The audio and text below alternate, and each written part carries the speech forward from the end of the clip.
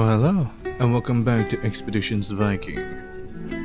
Let's get on with it. Alright. Return to Perth and introduce Mirrodin to Constantine. Yeah, I killed the entire place. Except for that motherfucker. The only one I wanted to kill, I couldn't kill.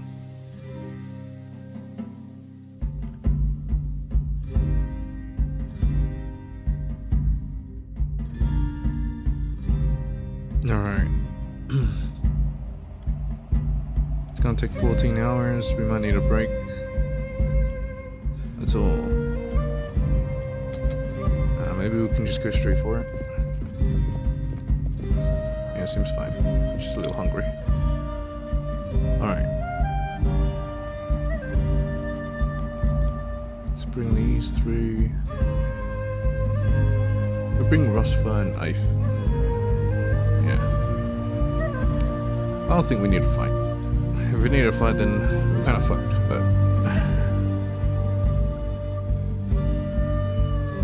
I don't know, did I level up Ife? I'll take a look.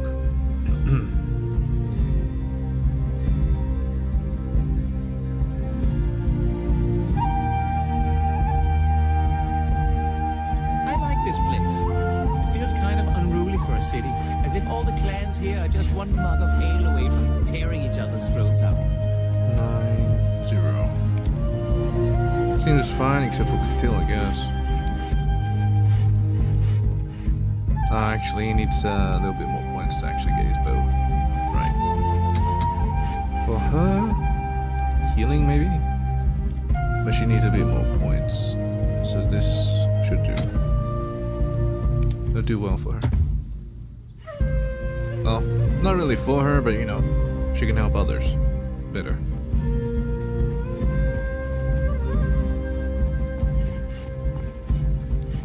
Alright, gonna see homestead 6 days. Okay, it's gonna take a while.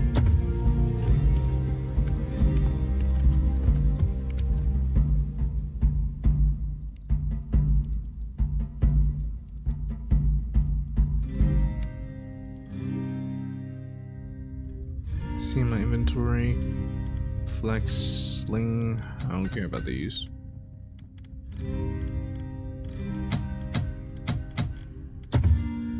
I'm gonna keep him Blood Eyes because you know it's named. Like, it's a special item, you know. Constantine is already standing when you enter his hall. His eyes are immediately upon the man following you. Is this him? Are you the last of the druids? Allow me to introduce the druid Mirrodin Emrys and his apprentice Cillian. May I introduce Mirrodin Emrys, the last of the druids. Mirrodin, Constantine Mac Fergusa, King of Batavia.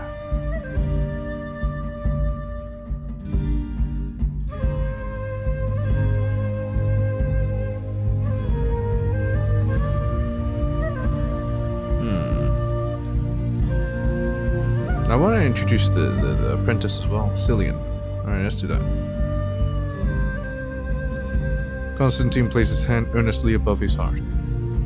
Your Eminence, I am honored to host you in my hall. Mirrodin frowns almost imperceptibly, but nods. Aye, Your Majesty. And I am honored to be hosted here. Your choice of emissary was somewhat odd, but I came to see the wisdom of it in the end. It's unlikely I would have stood before you had you sent anyone of less proficiency. The king graces you with a small bow of respect. Your praise means much to me. I owe a great debt of gratitude to Thane Elfdis. The druid's eyes narrow in scrutiny. I can tell you already have new matters on your mind. If you have one of your subjects show me to my new home, I'll give you peace to talk. Constantine waves at one of his servants, and the woman leads Mirrodin out of the hall.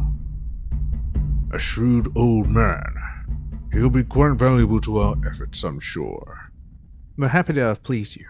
I hope you're satisfied with the outcome of our mission. That sounds a bit kiss-assy. I expended great resources to bring this man here. I hope it's not too crass to ask for a reward of some kind. Not altruistic? With all due respect, I brought him here for my own gain, and that of my clan. Have I done enough to earn your support?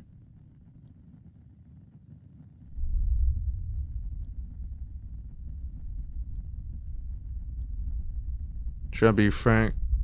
I guess. Maybe? Yeah, I'll be frank. With all due respect.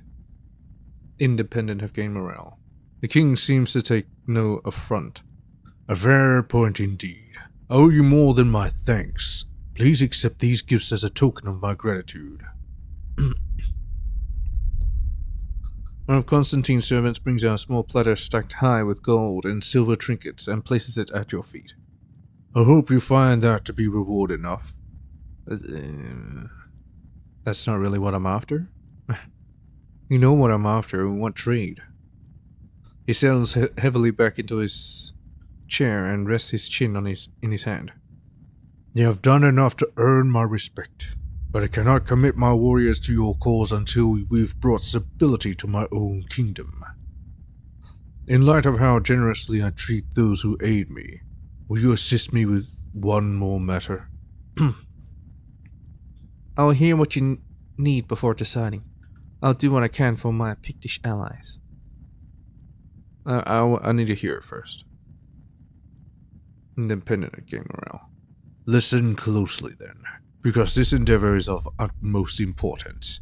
If we fail now, there can be no hope of a unified Elba.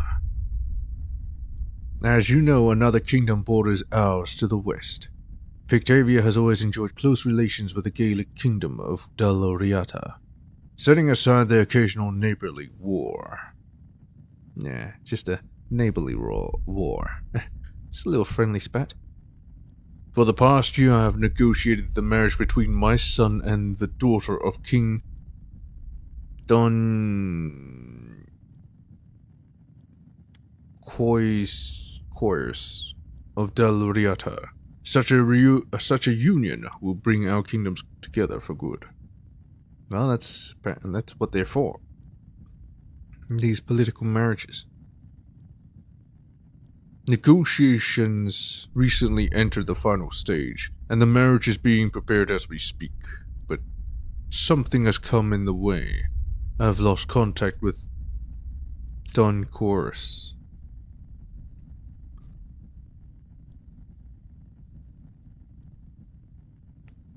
Now have you been in contact with him? I have sent 2 groups of emissaries over the past week, but neither has returned. I fear something terrible has happened to them. Have you considered going there yourself? I cannot. The moment I leave Perth, our fragile political alliances here will fall apart. You must go in my stead. What actions do you ask of us? Why can't you send grain or something? Travel west to Dalriata and Don Chorus's homestead and uncover what has happened. If she still lives. And God help us otherwise. Bring the Princess Finguala back to Perth so she can marry my son. I'll do what I can. I'll bring the princess back safely. I'll consider your request. Yeah, I'll do what I can. No promises. Constantine smiles, satisfied for now. Then go with God. Mine or yours, whichever favors you most, or both, if they'll tolerate each other.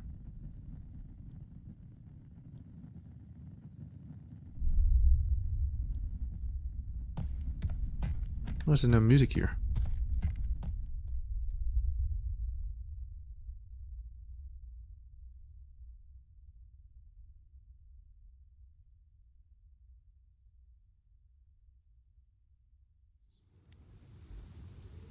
Okay. Quest, Gaelic Alliance, Isle of Apples. Ah, yeah, this. Fort of the Thicket.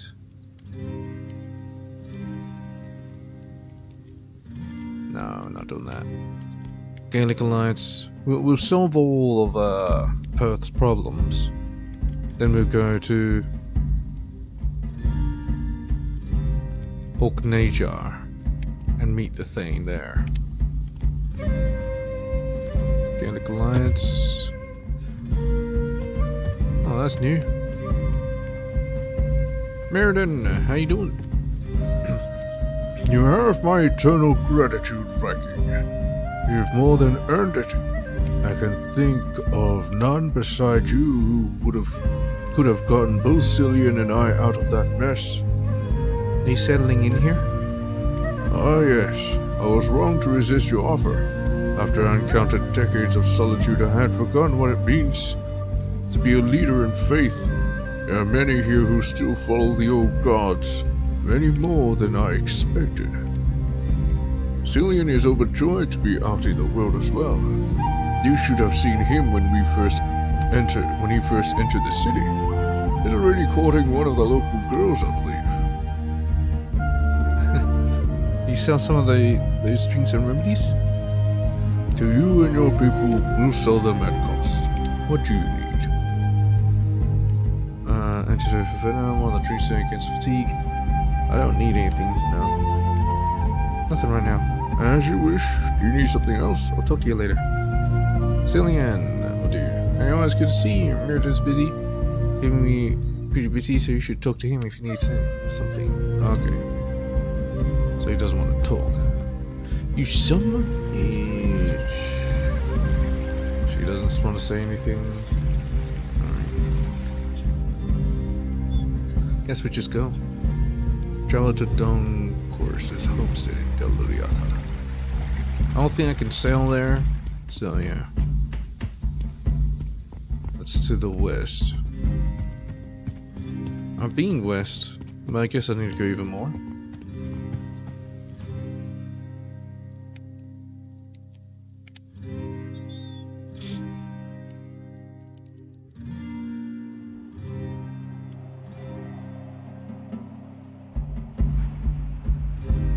Where is it? Ah! How do we get there? Alright. Bad shelter, 12 hours. Fatigue characters Alftus. Katil. Nefja Gunnar. Rosva Mordekant. I think I can make it to this one.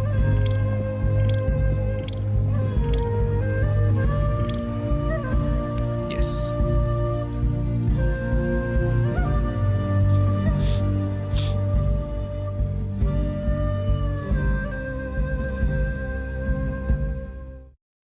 "16 meat will spoil."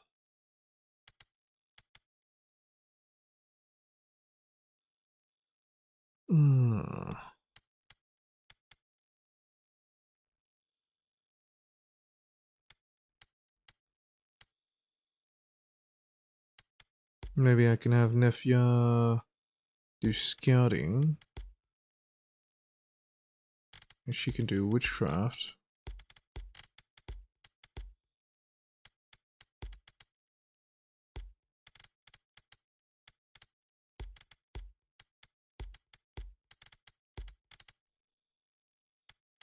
Okay, witchcraft guarding's okay, so let's see if we can spare some for preserving stuff. I'm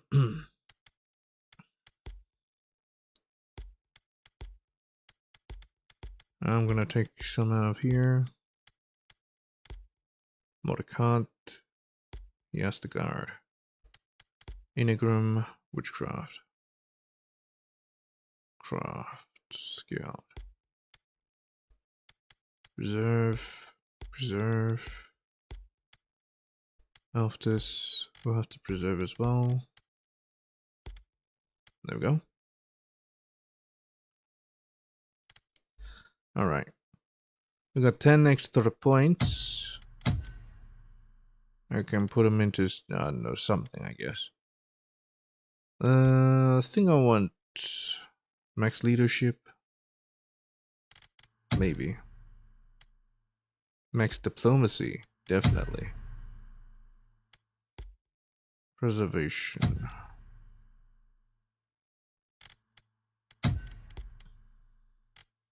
£10. Nah, no need. This guy. I don't think he can afford these. Let's go nephew. Next.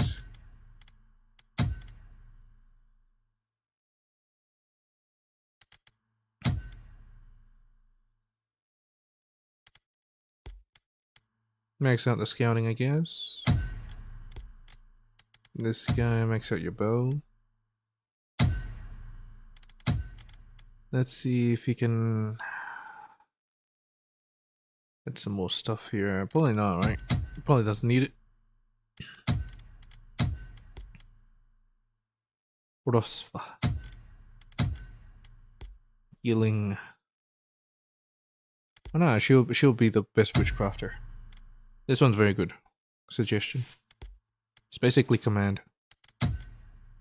No, you can't get that. You can get that. Guarding.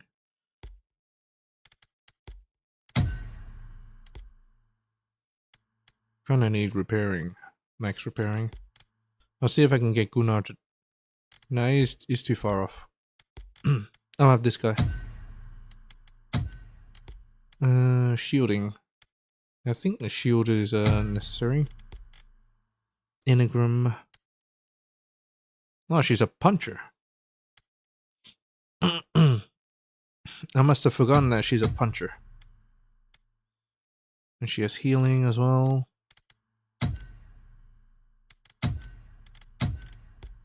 And witchcraft. Only need 5 points. Oh, she doesn't actually have anything here. That's interesting. I say interesting, but it's actually not. It's actually, what the fuck is this?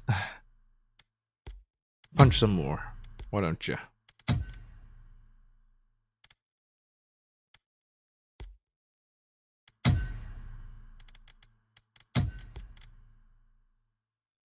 Kinda slipped on Enneagram. But I guess I should use her more often. Max out the cooking, because that's really necessary.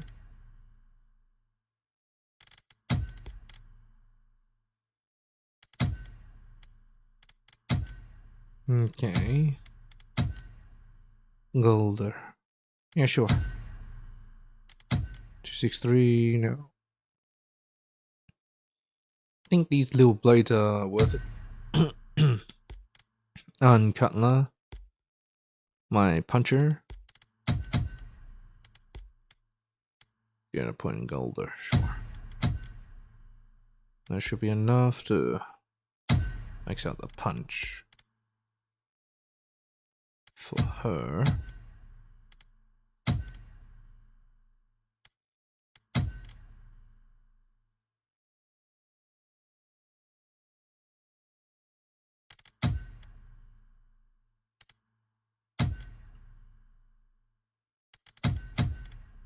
She's just a straight up archer. I need 4 points.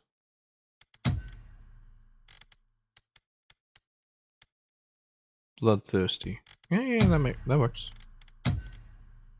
Be the best damn archer. I think that's all. That's all I need. Maybe best hunter. I don't know. Now be it. All right, McCamp. I guess.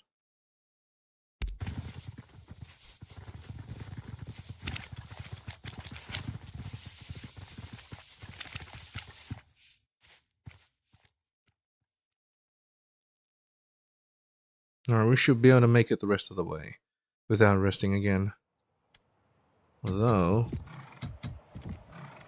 gotta collect these. 18 hours. Well, looks fine, I guess.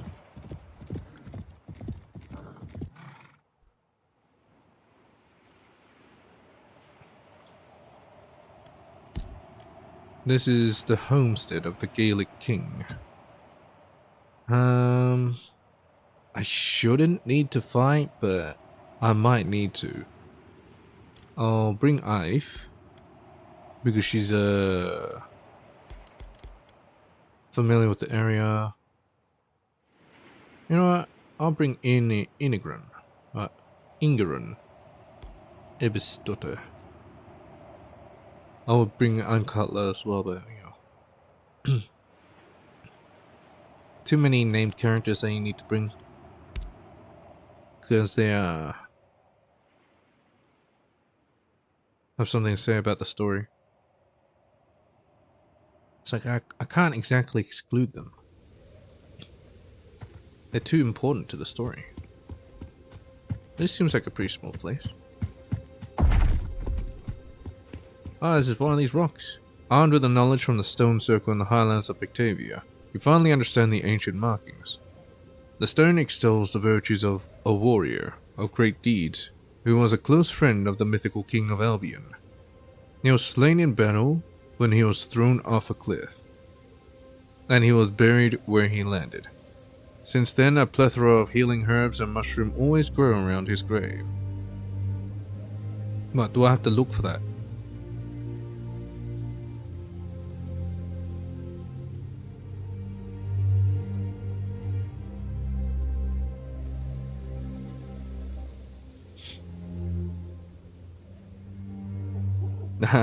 I'm just imagining him, that he was thrown off a cliff, and he landed into an open grave.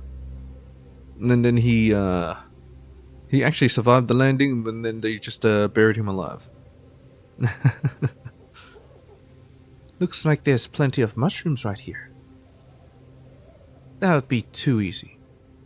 Another place where mushrooms grow nearby then? Should be difficult to find.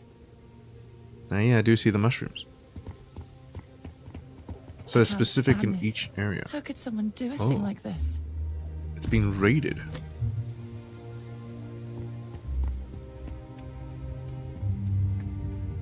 I see some raiders here. Oh.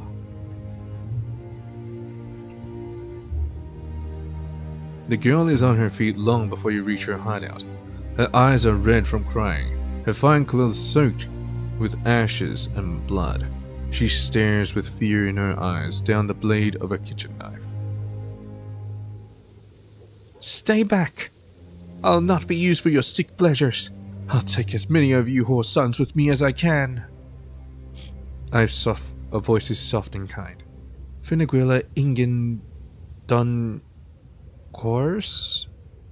Coors? Do you remember me, Your Highness? Finneguilla blinks away defiant tears. Your daughter of Niall of Kate? I'm sorry, your name? Ive of Kate. Aye. We only met once, 4 years ago, I think. The tremor in her voice is amplified by uncertainty. Why do you travel with these... This is Elfdis of the Danes. Whoever burned your father's homestead, she had nothing to do with it. Gales. Finneguilla slowly lowers her small blade. Bitterness enters her voice as she gestures towards the smoldering ashes of her father's homestead. The people who did this were Vikings. Like you. When were you attacked? I think it's been 5 days. Her eyes dart to some of the injured for confirmation. Yeah, they came in the night, 5 days ago. What colors did they wear? Purple and black. Yelling. Skills banner. Can you describe their leader? She spits angrily. That beast. Big, bold, clad in chainmail. Skaki, as expected. Catil handsome. It's meant to be Catil the handsome, but whatever. She's beginning to look a bit emotionally adrift. You know him? He's the bannerman of our enemy. We know him, unfortunately. I know enough that when we catch him, I will flay him alive. He's the bannerman of our enemy. They took everything. Father made me run. He made me hide. But even if I hadn't, there's nothing I could have done. You weren't prepared. Where's Don Coerce? They took him. North. Bristol knows where. While the wounded warrior struggles to stand, he wears the scars of many battles on his face and chest, and has recently added a fresh chest wound to his collection. I am the princess's personal guard. At her command, I followed the Vikings who took her father. They made a camp a day's travel north, in a cove along the cliffs near Loch Horn. They hold the king in a small cave in the base of the cliffs. As you can see, they found me. I was lucky to get away with my life. How many are there? I saw 8 Vikings and a dozen pigs. The pigs are poorly armed, but the Vikings are equipped for war. There are pigs among the attackers? The Vikings sacked our homestead alone, but they travel with pigs, aye. While the clans most fervently opposed to Constantine's rule, and most in favor of Conall MacTaig. Conall MacTaig is dead. Is in captivity? Why would I lie? He's dead. His eyebrows jump in surprise. Ah, Grain finally got the old dog, did she? Good for her. But if I haven't heard of it, the people who aid these Viking bastards haven't either. They fight for him still. We rescued Duncourse. Will you be safe here? I'm not here to rescue Duncourse. You're only asked to bring the princess safely to her wedding. Nah, we rescue. She's fighting to prevent herself from shivering with exhaustion. We've made it so far. We'll make it a bit longer. Please hurry. I don't know what those animals are doing to my father. The wounded bodyguard raises his hand weakly. Viking, I beg a moment of your time before you leave. Alright, what, you want to fight these guys? I was planning to do that anyway. Hey, Bristle. Bristle's round cheeks and broad shoulders are evidence of strong health, but his wound has cast a sickly pallor over his skin. I have a favor to beg of you. He raises unhappy eyes to meet yours. It pains me to put my faith in a stranger, and to ask a favor of someone like you, but I've no other recourse. Someone like me? Not in the business of doling out favors. You've been through a lot, and I'm willing to help you in whatever way I can. Altruistic, cooperative, nice. He musters a weak smile. You have my gratitude. It's rare to find kindness among strangers. As we speak, looters scour my king's home. Those carrion eaters showed up a day ago, but I lack the strength to chase them off myself. The princess would confront them if I let her, but I cannot risk it. Though it pains me to consider the possibility she may be the last of her father's bloodline. Does she have siblings? I beg you, we run those scavengers out. While the princess still lives, they are thieves. Every minute they pick through the ashes is a blow against my king's sovereignty and my own honor. Been itching for another fight. Consider it done. See if I can convince them to leave of their own accord. I must go to King Duncourt at once. If they're still here, when we come back, I'll consider it. It's not remotely my problem, and I will not make it mine. I'll convince them. Peaceful. He reaches out and squeezes your arm. Thank you, Viking. I hope the scavengers have some decency after all. Not they. The. Bruh. Anyway. Ingen. Oh, that smell of burnt flesh. I think it may never go away. A burly man watches you through narrowed eyes. Around him a small group of people are picking through the ashes. Strength hard. Let me show you what we can do to looters in my country. What does that even do? Does that knock him out? They teach you a valuable lesson about individual property rights. What are you doing? Looking for salvage. People who live here don't need it any longer. You shouldn't be looting here. It's disrespectful. His voice remains detached and hard-edged, but you catch him eyeing your herd with worry. Mind your own damn business.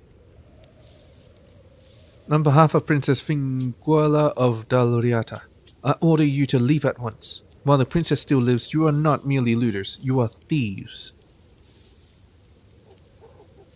princess lives? How can I know you're telling the truth? The other looters are glancing at the big man. He grunts contemplatively. I can tell you're a reasonable sort. How about a deal then? A deal, It's been lean spring for my family. We can't leave here empty-handed. We have never received any help from Don Chorus. I figure they owe us. What we need is a helping hand. Show us you give a toss, and we'll leave peacefully. Thank you. Dare ask for alms? You pay for insolence.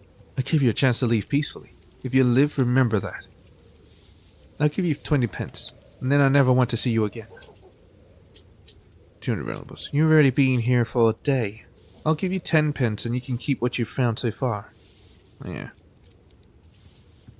Diplomacy 5 coming to action. A man accepts your coin with something approaching gratitude. I must say I didn't expect such action from you. Such an action of you. This will feed us for a week. Thank you, stranger.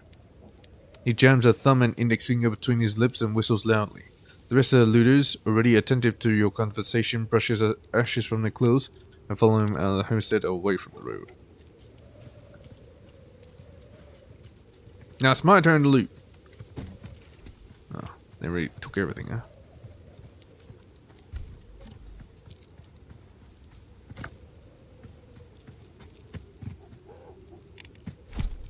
Amulet of Maca.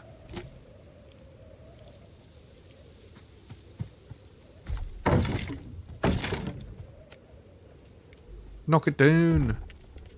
I don't know why it keeps knocking them down, but whatever.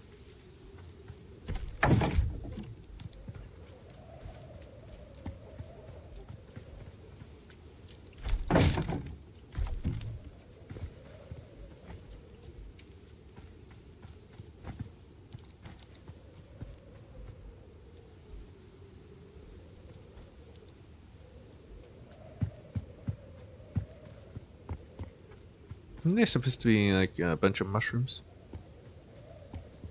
Do I really have to, I don't know, scour for it?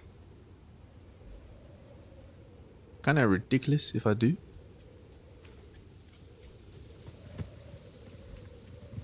Mushrooms. What is it here? There's a lot of mushrooms here. Like a lot.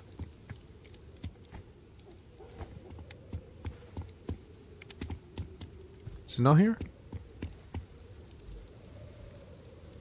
Carrion eaters. Let them know that they're gone. Oh. Ancient tablet. This ancient stone tablet reveals a part of the elaborate instructions for reaching the resting place of mythical king. Oh, okay. Nice. Alright, Bristol, you piece of shit. They're gone.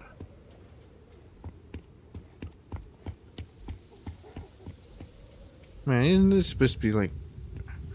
Isn't they supposed to have a lot of people? How'd you get wiped out by a herd? Staggers to his feet when he sees you again. What news? The looters are gone. He sighs wearily, then sinks back to his feet. Good riddance. Please accept my sword as a token of my gratitude. I'm sure it's not much compared to your own fine steel, but it's all I have left. All my possessions were lost in the fire. Perhaps you can sell it as salvage. Oh shit, now you're making me feel bad. Pan welded broadsword. Time to just, I don't know, just get rid of it. Uncutler. She's a sword wielder? No. Uncutler, yeah. Uncutler's a sword wielder. This is actually better. But it's life sucker, so I'll just keep life sucker.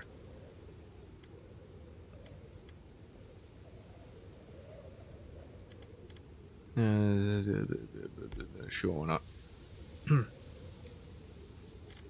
Amulet of Maca.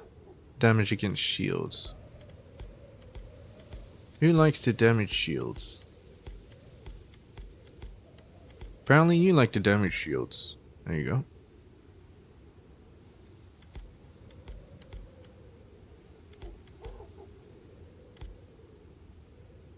Lance cross. Brooch of Mars. Kaya's Favor.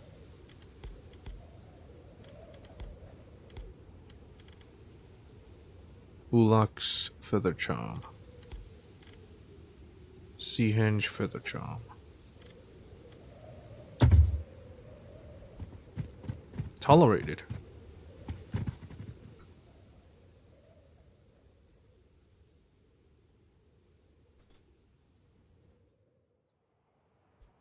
Carrion Eaters finished. There they are. Sunrise. Then we start getting fatigued. I think I'll go here first. Yeah. And maybe we'll be real well rested when we arrive.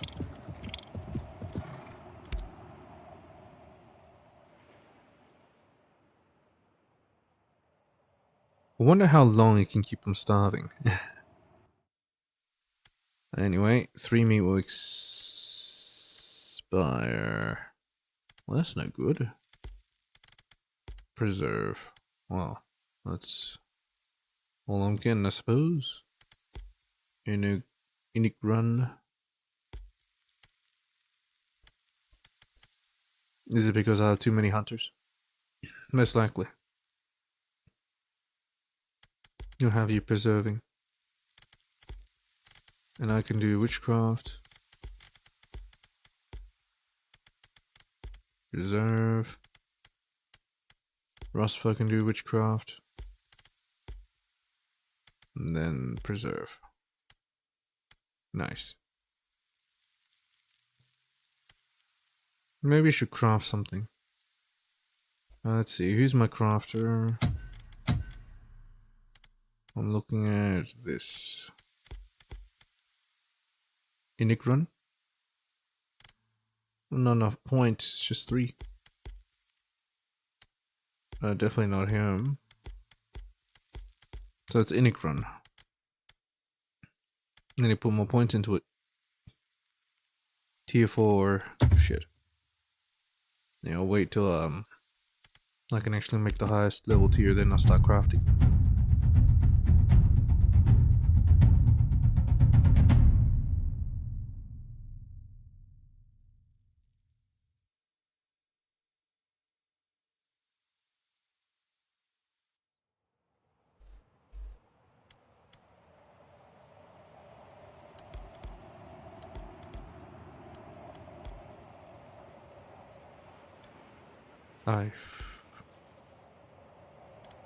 You know what, I've have the hide armor. I'll take the cloth armor.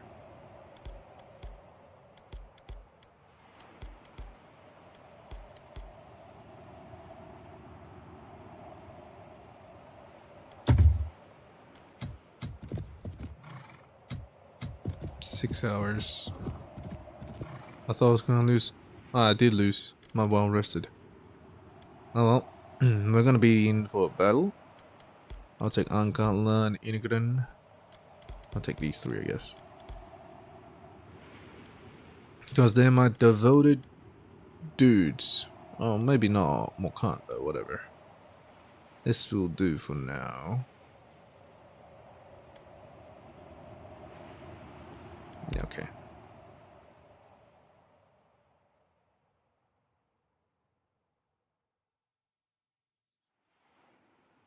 Nikatil and Nefyan, definitely.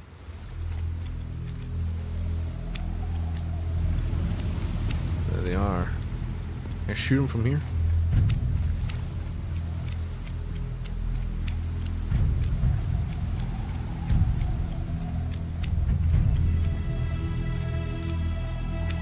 There must be another thing here. The smell of sea is strong in the air, and the sound of a powerful surf battering the cliffs is heard at a great roar even from up here. The smell of a campfire alerts you that you are drawing close to your destination, but just as you locate a natural path down the rocks, the sound of voices stops you. Though you barely know the man, there's no mistaking Skarky's voice. I'll hear no more complaints from any of you fucking mountain goats. Do I make myself clear? One of these pigs? The Hoomborn is due to return tomorrow. Then you can have all the sleep you want while we sail. Until then, you'll stand where I tell you and keep your fucking mouth shut. And keep your fucking mouth shut. Yeah, I think I'll go with that voice. There's a grumble from one of the Pictish sentries, followed by a sharp smack as Skarky's fist connects with his face. What was that? Looks like you just volunteered to clean up the shithole tonight.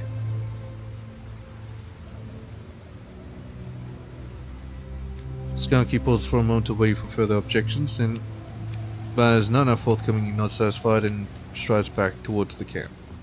Runs away. Katil chuckles darkly. Looks like our old friend has a strange relationship with his local allies. We might be able to exploit that, if we're smart about it. I'm almost looking forward to killing that honorless piece of shit. No time to waste. Let's go kick some ass. We'll take out the sentries from a distance before we're closing. We should care of these sentries before they realize we're here. Yeah, it's finesse them. That's hard. Alright. That's perception.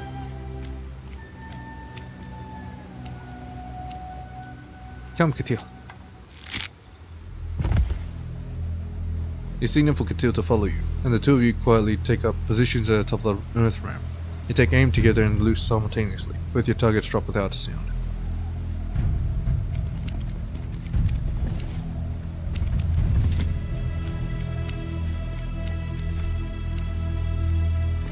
You know, you're supposed to take guard up here, not down there. Well, whatever.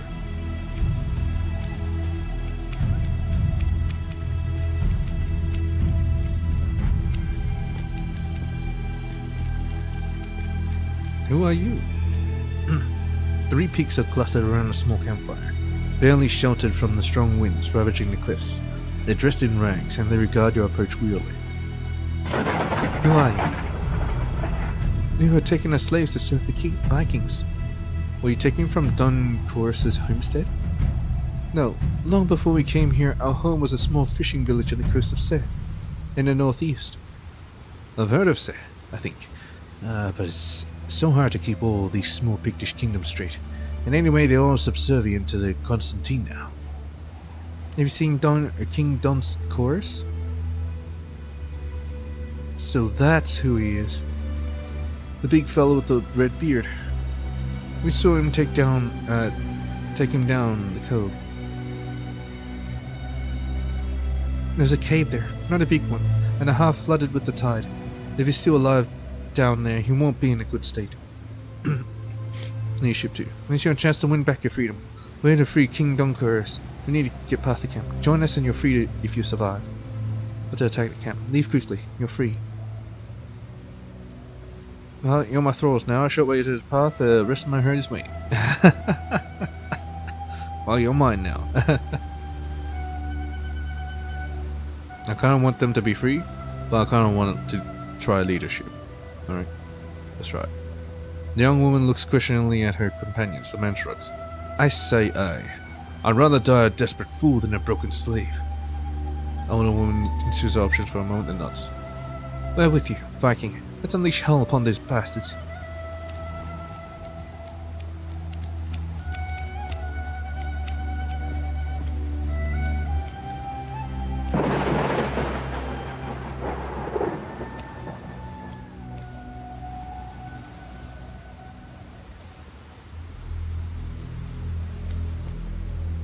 The camp is a mixture of Norse and Pictish tents, but the banners are emblazoned with Skjol's colors. It's clear who's in charge. You count 2 Picts and 3 Vikings. Since you took out the sentries, you still have the element of surprise. Ahem, excuse me? I don't suppose anyone here still thinks they can fight for Colonel MacTague? Startled, everyone in the camp jumps to their feet and scramble for their weapons. The 2 Picts face you first, curious looks on their faces. I only ask because Connor no longer poses a threat to anyone. I saw to that personally. One of the pigs clears his throat. We've suspected as much for some time. What are you getting at? Connor can pay you no longer. Fight for me instead and I'll reward you for it. Scoutkids Raiders look unimpressed, but the two pigs put their heads together. Over 240. 6 pence each to both of you. 12 pence each to both of you. Yeah, I ain't no,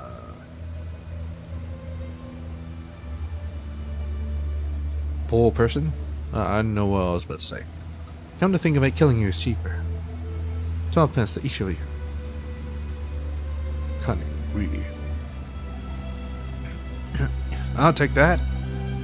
You've got yourselves a deal.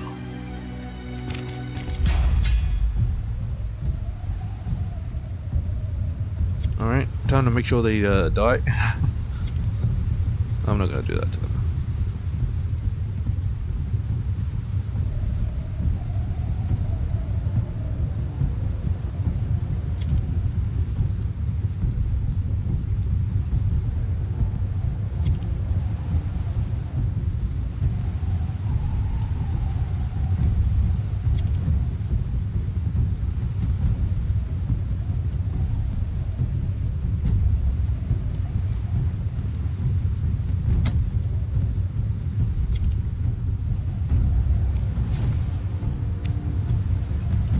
Oh, fucking great.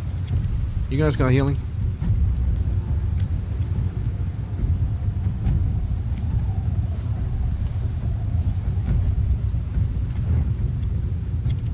You know what? Since you can spot traps, let's have you go forward first. Oh, someone thought they could hide a trap here. Disarm that.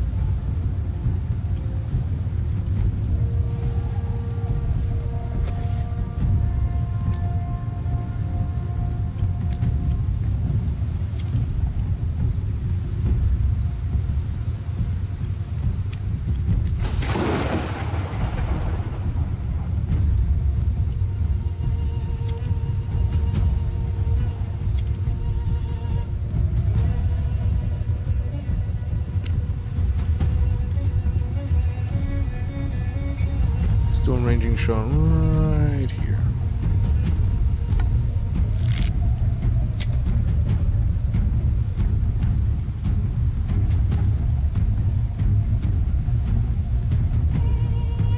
Yeah, cripple.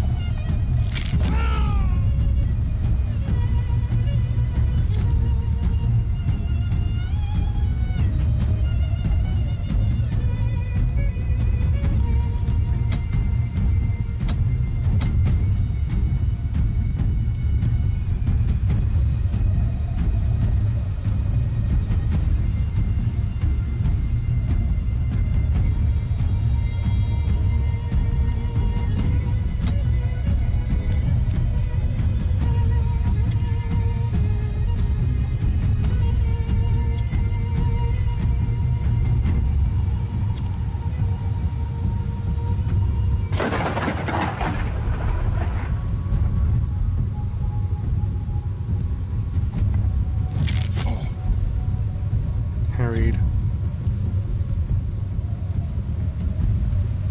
In position.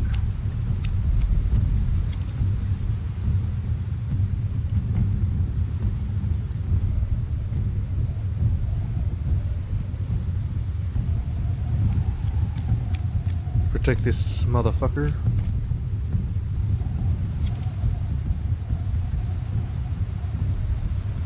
I'm scared there might be traps down this way. I'll send you first. Nifya.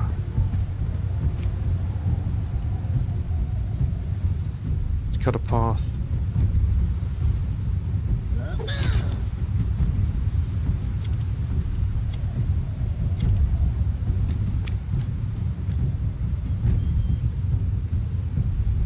%. In fact, I think I might just do condemnation.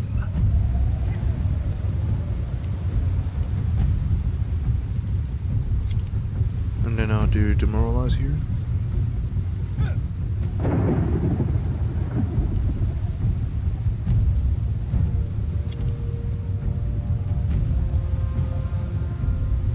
Oh, these guys woke up.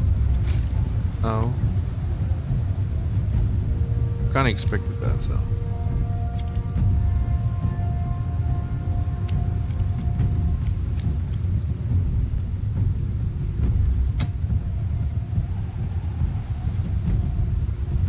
Interrupt.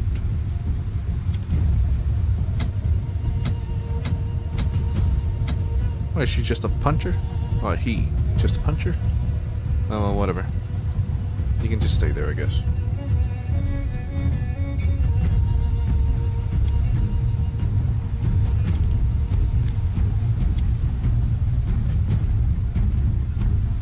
That'll do.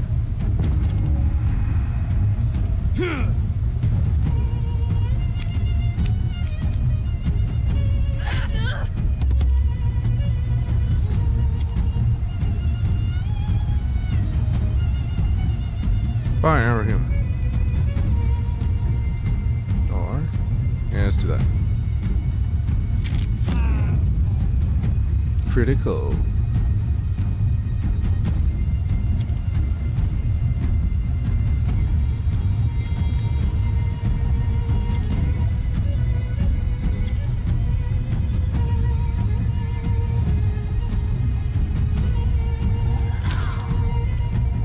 Okay, we're broken in.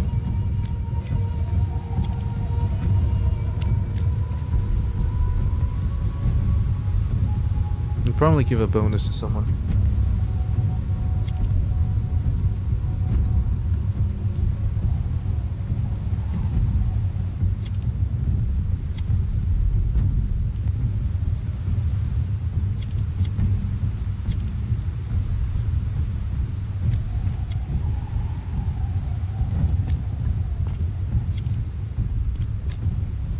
I'll set up a kill zone here.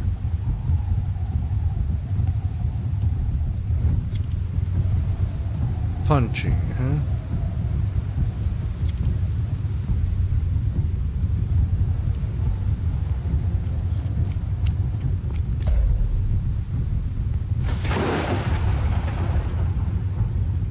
Grab him. Alright. Death blow. Bam! Very nice.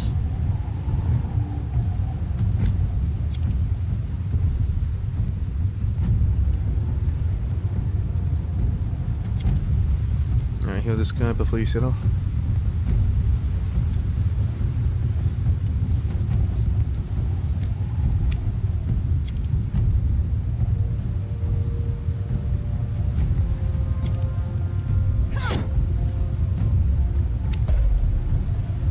Let's go and grab this guy.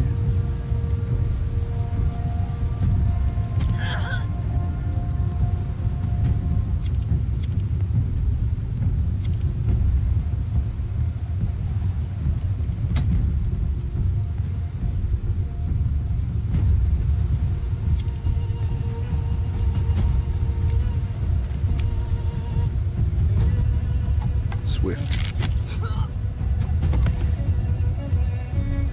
Go ahead, Cattell, finish him off.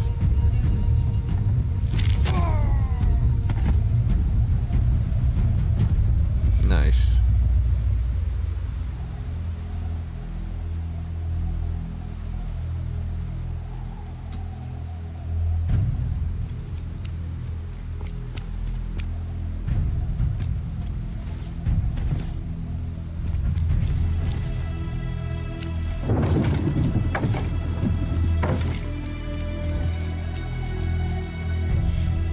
I guess I paid them already.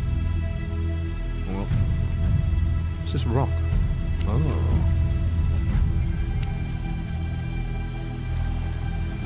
Ooh.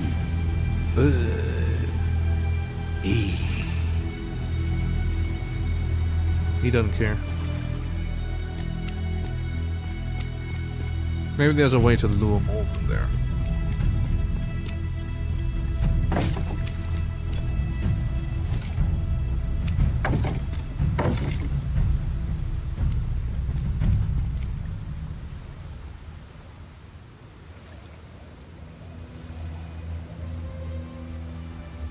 What's over there?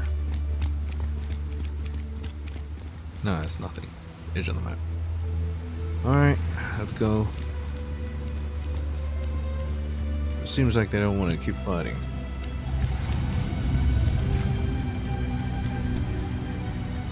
Valkyrie's flower. Oh, it's a very nice one. Not exactly the best one I've got. Well, not the best one I've seen. It is definitely the best one I've got. On color.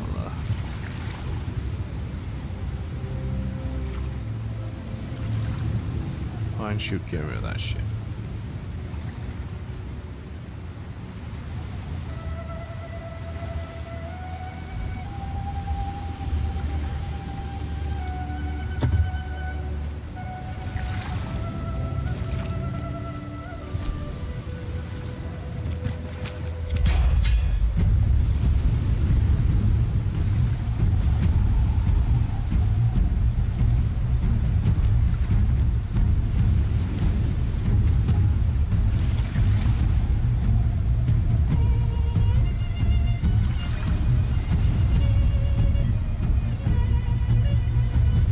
She just got a new shield, so that should be nice.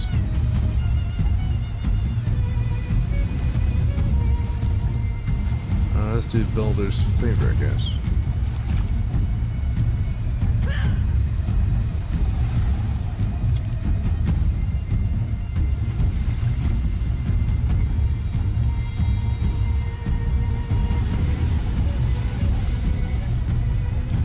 Got nothing.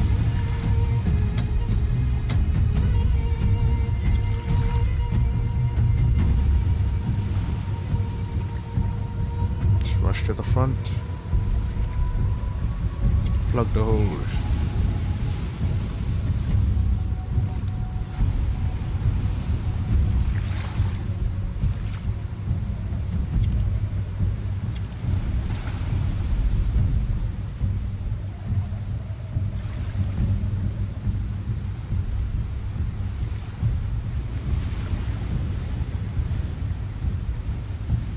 Okay, let's condemn them. Unnerved.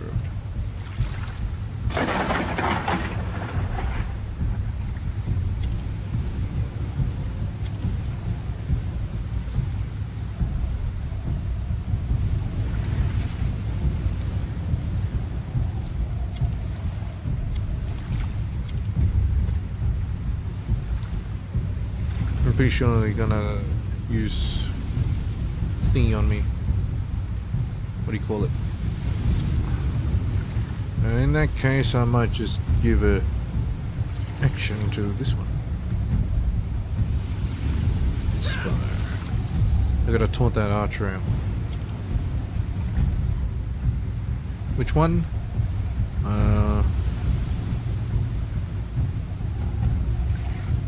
Masterful Huntress. Archer. Let's get the archer. Resistant taunt. Shit.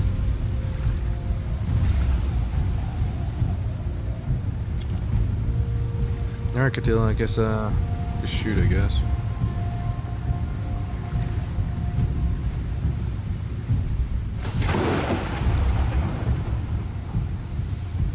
Wonder if they'll stay there. No.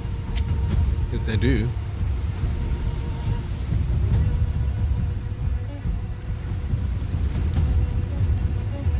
Fire arrow. Maybe that'll keep them off me.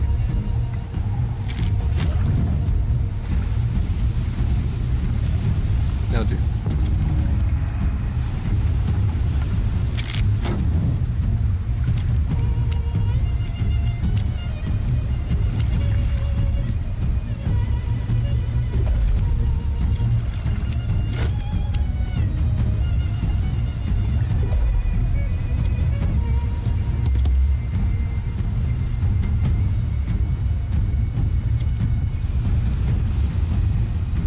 I can help.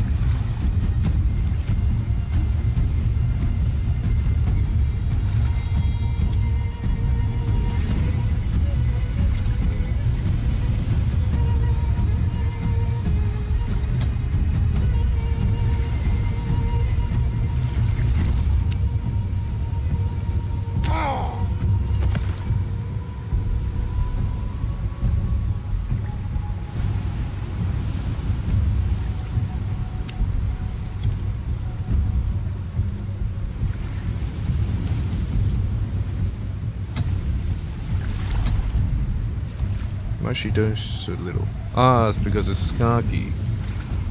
Alright.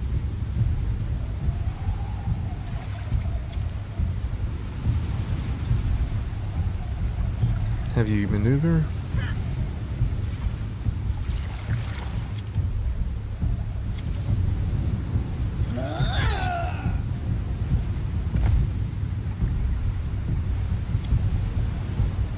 So I can get behind him.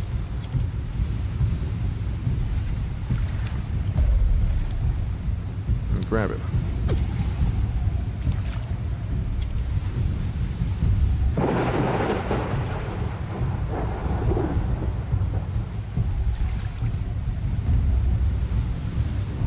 Yeah, I think it's worth it. Stab! Oh. Close but no cigar. You're gonna punch him? I guess. Take this, you little bitch. Oh, I had a knife. Well, that's good, I suppose.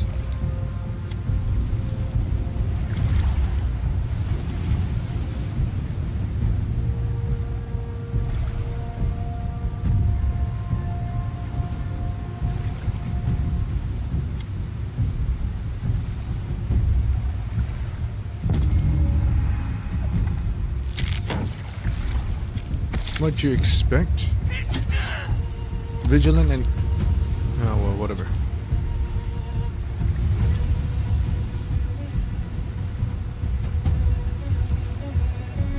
Extend and stab this guy.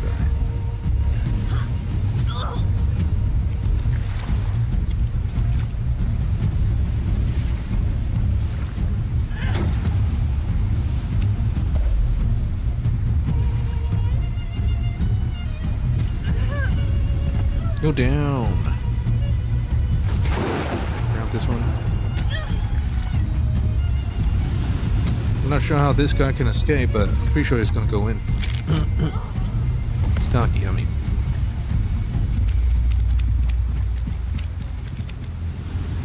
Victory. The fighting ends, and once again the steady pounding of the surf is the only sound in the world. They're making sure all your herdmen are still in one piece when Ankala releases a frustrated groan. Curses! Where is Skaki? You let your gaze wander across the beach and notice track marks in the sand, trailing from where Skaki fell and disappearing into the sea. He swam? Nikon raises a hand towards the horizon. There, look! Already 100 fathoms out among the waves, you see Skaki's bald head rising above the water briefly before ducking under again. Nigrin's voice carries notes of admiration. The mad bastard. Bold move, but we'll get him next time. He's not swimming all the way back to Jutland. Be impressed if he does. Push it around. I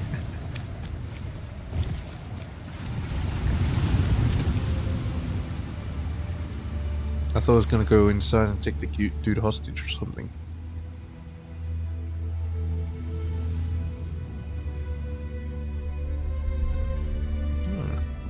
Oh, would you look at this?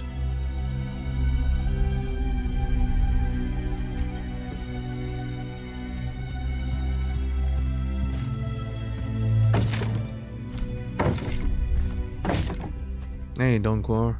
From the look of him, you can tell Donkor of Del Loriata has not been treated with the respect deserving of a captured regent. Up to his ankles in brackish water, he struggles to straighten up when you enter. But when you might expect defiance or relief, he meets your eyes with fear and confusion. His voice is slurred and his tone unsteady. No. No more. Please. No more. King Donkor, we're here to rescue you. Your daughter sent us, Your Majesty. Shit. What have they done to you? Yeah, we're here to rescue you. Your words don't seem to register. What do you want? Don't hurt me, please. Kneeling while examining his injuries. The king has at least one broken rib and 4 broken fingers. 2 on each hand, it looks like.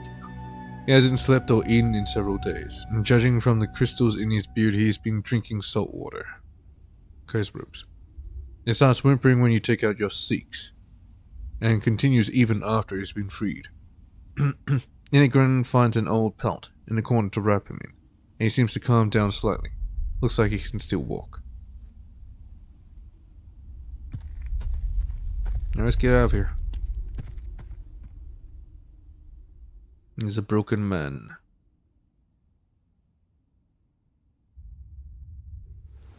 But that's fine. Well, anyway, let's get out of here. If I can actually see what the fuck I'm doing.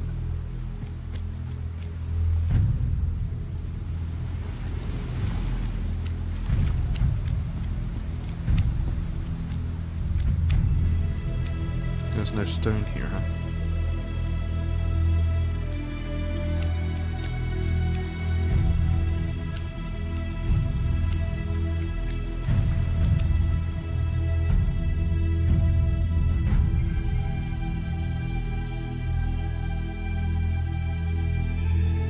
No longer following. Alright, if I go there, most of my characters will be fatigued. Let's do it.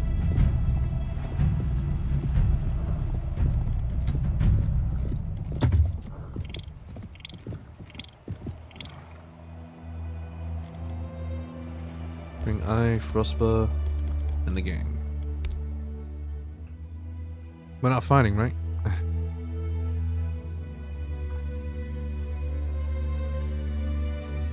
Look at him run. You bastard, come back here. No, I'm outrunning him. Nice. Veneguela jumps into the arms of her father, almost knocking him over. The king's been silent all the way here. When he sees his daughter, life returns to his eyes quickly, followed by tears. Vinny, I'm so glad you're safe. They told me they'd done horrible things to you. They never caught me, thanks to you and Bristle. I snuck out the back while you held them off. So that's why they took me. Where is your mother? The color drains from Veneguela's face. Noticing her disquiet, Don Course clenches his fist, straightens his back. The princess gently pulls him away, and a tearful conversation follows in hushed tones. They still need the marriage then? If, the kingdom's pretty much gone? When they're more or less done consoling each other, Don Course returns to you with red-eyed Veneguela a few steps behind. How are they gonna rebuild? And I like how these so-called kingdoms are just, I don't know, like, there's like a maximum of like 100 people in this village. At max, it's more like, I don't know, 20, 30. I thank the Lord for keeping my daughter safe and sending you to help. Your God didn't send me, Constantine Mac. Fergusa did. Ah yes, the sly old dog. That erases any doubts I might have harbored about this marriage. I owe him much now. I regret that I have but one daughter to give him. Give? Veneguela punches her father congenially on the shoulder and permits herself a half-jerk chuckle. They couldn't handle more than one of me. Duncorus grins wearily at you. Isn't that the truth? Do you both accompany us to Perth? Duncorus's eyes grow hard. For a moment you can clearly see the monarch on you. Nay, I have pressing matters to attend to here. I must go to Bear and inform him that we're still alive. Does Dryston know what happened here? I sent Enid 2 days ago. It's anyone's guess why no one's come to aid. They've allied against him. The shadow sails over Duncorus's face. Then we shall go with Bear and find out. Duncorus turns back to you. As you can see, we have many things to sort out here. This attack raised some questions about allegiances. Rest assured, it's nothing that would jeopardize our arrangement with Constantine. You trust us with your daughter, then? You saved my father. You've earned our trust. You've earned more than that. If my estate were not burnt to the ground, I would shower you in treasure. Viking, as it stands, I must defer payment. When you and my daughter reach Perth, find my niece, Mail for Bale. She sells the products of our lands by the river, and she'll reward you for your great deeds. Borrowing money from your niece? Good thing. I appreciate that. We'll seek her out. Constantine's support is all the reward I need. That'll have to be a hell of a reward for the life of a king. And Constantine's support is all the reward I need. Really lost morale. Nevertheless, you will be rewarded. I'll not take no for an answer. Duncrest pulls his door into a tight hop. Then ahead, lead, my princess. I'll follow in time for the wedding. He's not gonna die, is he? He doesn't have much, bannermen left. We got 2 dudes and someone that's injured. Like, really injured.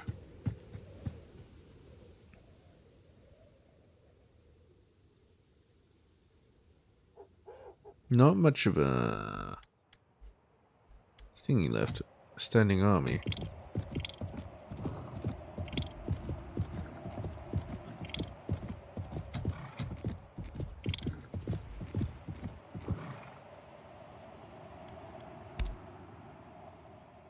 Man, they can really march.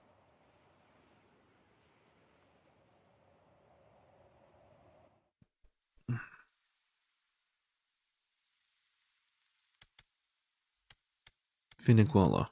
Wait, what? She's joined? Oh, well, whatever. Nidborg. Can preserve, can guard. And has maximum hunting. I guess it's hunt. And then I'll have Finiguala, preserve.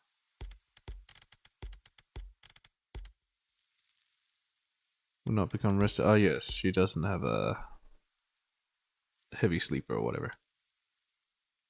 2 herdmen, Ketil, and Rosva. Rosva can do her shit. Ketil can do his shit. Preserve, and then hunt. Yes. I can't, I guess.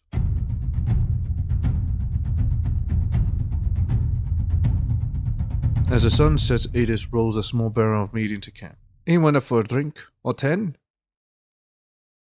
Alright, I'll pass by everyone, feel free to partake. Pretty sure I've done this before. As Leifer stays by your side. He does not partake as well.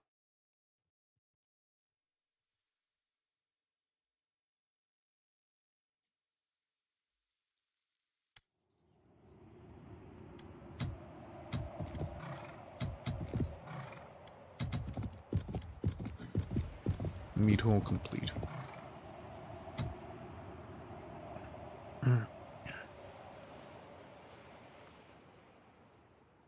In the mood. I need the farms to be done. Confirm. 6 prosperity. It'll be good.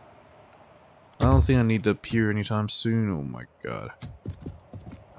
What a long way around. It's right there and then I went all the way around. Oh my god.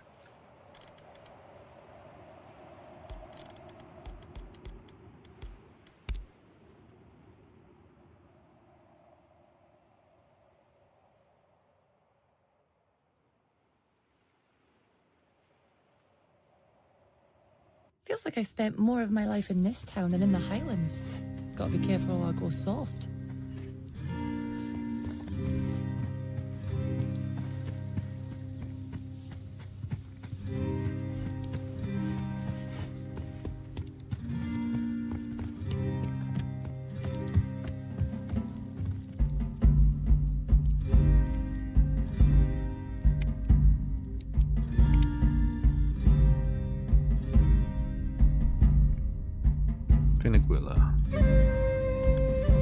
Constantine is engaged in some kind of strategic meeting. with Finneguella of the Gales. When Finneguella of the Gales enters his hall ahead of you, he immediately dismisses his advisors, walks briskly towards her, and draws her into a tight embrace. His daughter-in-law. Finny, my little girl, how you've grown. It's so good to see you back in Perth safe and sound. Finneguella looks only mildly surprised by the warmth of the Kingston welcome. Thank you, Your Majesty. It's only thanks to Alftus that I made it here. Where is your father and mother, girl? What happened to my emissaries? Finneguella's eyes focus on something distant. She looks suddenly very young. It's a long story. I'm very tired. Forgive me. You've had a long journey. Constantine snaps his fingers and one of his servants takes Finneguella gently by the arm and leads her over to a corner of the hall. Shortly after, her groom appears in the door and joins her. Alftus, will you tell me what happened? Now the Vikings attacked Duncora's homestead and took him hostage. Fortunately, we were better Vikings. Duncora's homestead was attacked and burnt down by one of our enemies, Skarki. Yeah. One of your enemies? But why? Do you think the attack may have been an attempt to sabotage our alliance? Skarki was working with Connell before he got to him. Seems like Skule may have attempted a similar alliance, but he chose the wrong king to support. It's unlikely. Skarki isn't known for his subtlety. Yeah, they were trying to work with Connell. Damn right he did. And it seems I should count myself lucky to be working with you instead of your rival.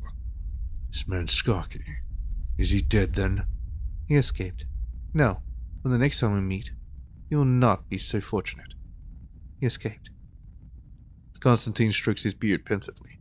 Then we must be on our guard. He may get another chance to strike at us. Constantine motions for a servant who promptly brings out another platter filled with treasure. I want you to have this. You all but secured my reign. 3,000, huh? Gain morale. Nice. Finneguella will marry Domhnall soon. The wedding will take place in this very hall, and you'll be a guest of honor. If it will please you. That's a great honor, Your Majesty. That's a great honor, Your Majesty. Of course. Now, if you excuse me, there is much left to organize still. Constantine turns back to his advisors, and your herd gathers itself by the door. Catill looks pleased. So, this is it. It seems Constantine considers us his allies. I can't see how he could ask more of us after this. Oh, he could. He definitely could. Northumbria, remember. Allies? What happened to carving out a piece of this land for ourselves? We have what we need, don't we? A strong ally among the Britons, who we can rely on to apply political pressure at the whole thing. It doesn't matter how strong our allies are when they are without influence among the Norse. We ought to plan a full invasion from Oknejar and take Northumbria and Pictavia for ourselves. And? Catill snorts condescendingly. What hope do we have of beating these nations? Even with 1,000 people under our command, we could not take and hold 2 kingdoms. Then we play the Picts and the Northumbrians out against each other. Let them wear each other down and tip the scales so that our allies win. Just as they think their victory is secured, we strike at them when they are weak. I'm not here to conquer nations. We will secure Constantine's support at the whole thing, and then we'll go home. I don't plan on some grand invasion. We'll gain Ethelred's loyalty, and then we'll go home. Nefja is right. We must ensure that Pictavia and Northumbria go to war against each other. We will build our army on Okneja in the meantime. Let's maybe not have this discussion within earshot of His Majesty. Yeah. Nefja and Catill exchange sheepish glances. They say nothing more. Can I have peace on both sides? Can I be the mediator? The Princess Bride. Tea. Attend Finneguella's wedding. Hello? Finneguella. Finneguella is with her future husband. They seem to have known each other for a long time. Alftus, have you met Domhnall? It's an honor to finally meet you. My father speaks of you in glowing terms. You'll attend the wedding, won't you? My father has sent word that he's on his way. It'd be nice to see everyone gathered again for the ceremony. Are you two old friends? Finneguillen looks adoringly at Domhnall. We've known each other since we were small. Our fathers have always had close ties with each other. It's kept our kingdoms at peace with each other for many decades. We used to have a lot of little wars. Once we're married, such conflicts will be firmly in the past. What does this ceremony involve? All the clan's heads from Pictavia and Dalrieta will gather in this hall. We will vow to love each other and remain faithful to each other for the rest of our lives. Mirrodin will bestow the blessing of the old gods upon us, and the Bishop of Iona is on his way to conduct the ceremony. After the ceremony, we'll have a great feast. And then, she glances at Domhnall and blushes. We retire for the night. Oh boy. I guess it'll get her mind off things. Gotta secure the line of succession, right? Finneguillen's blush deepens, but she smiles. Aye. Alright, tell us what you want us to do. I'll leave you to your preparations for now. Yeah, tell us what we need to do. The next morning.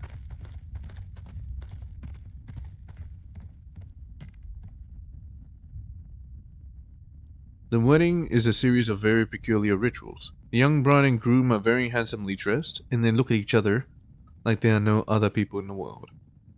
Constantine beams with pride. He has a lovely speech, and his voice quivers with emotion as he delivers it.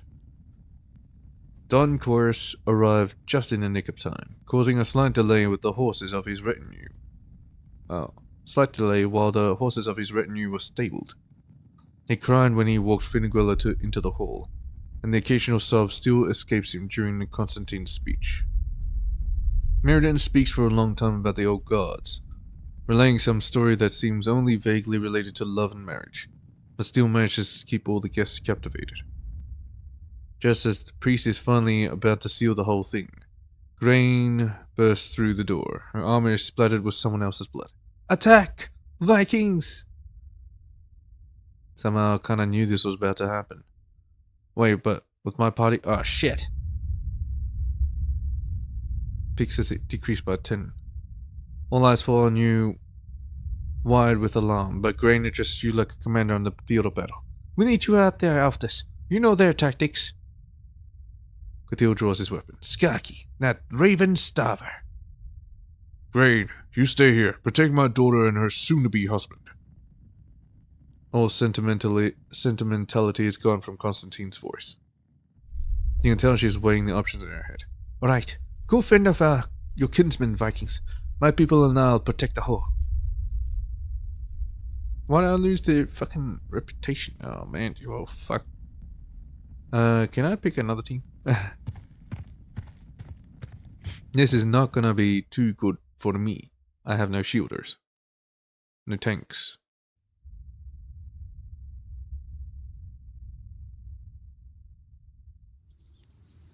Defend Constantine's hall from Skaki.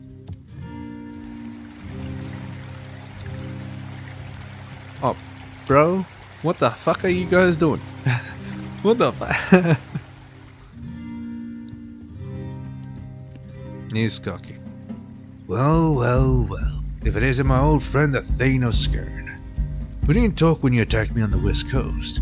I'm glad to have another opportunity. Just what do you actually hope to achieve by attacking this wedding?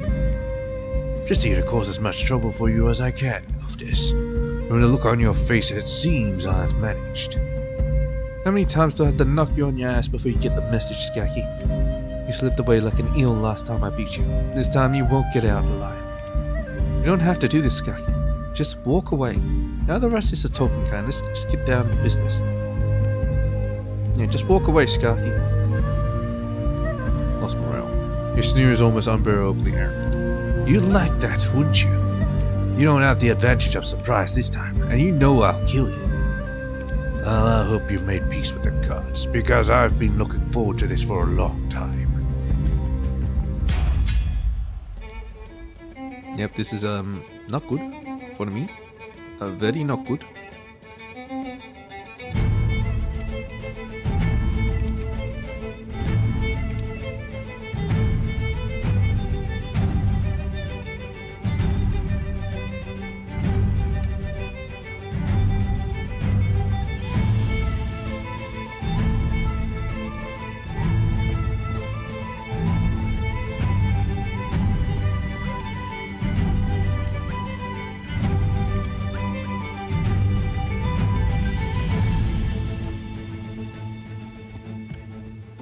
Get in formation.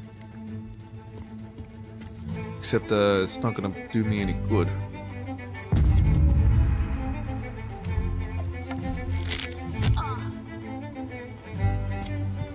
Hey, she didn't burn. Nice.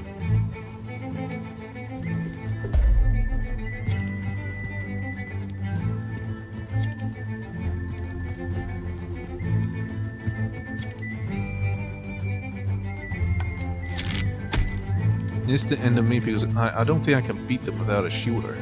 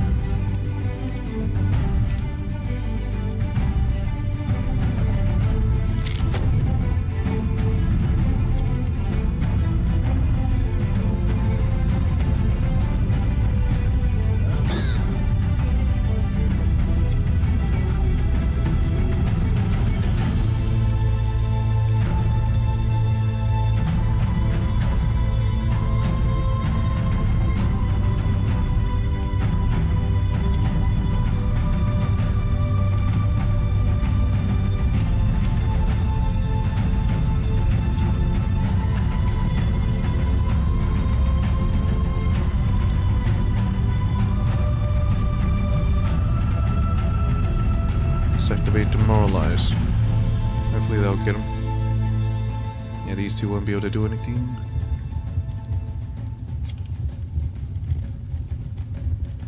Do condemnation.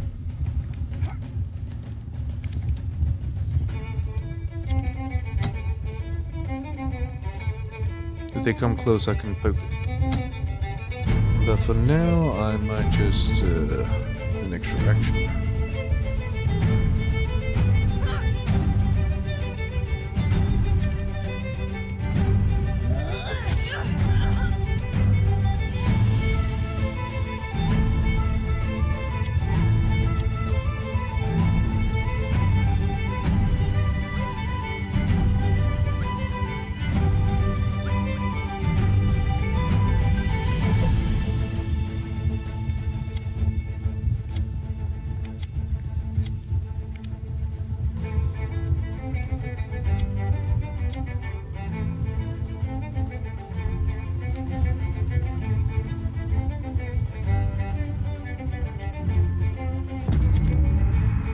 Use what I can.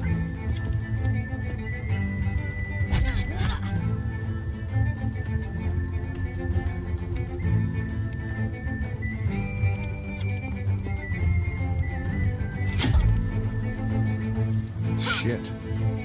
That hurt like hell.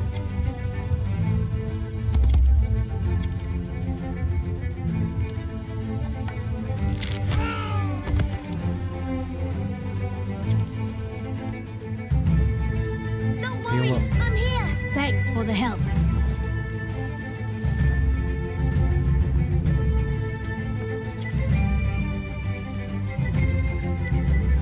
Lord, guide me to aid this one. Thanks for the help.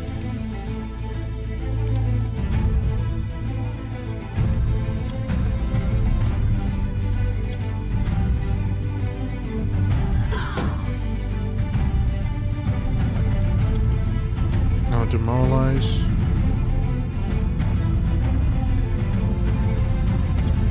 keep them down.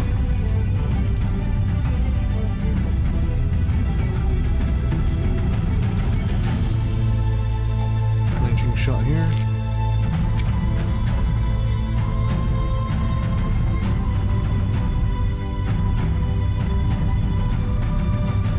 Quick shot. 50%. Should I do hailstorm? Showing up.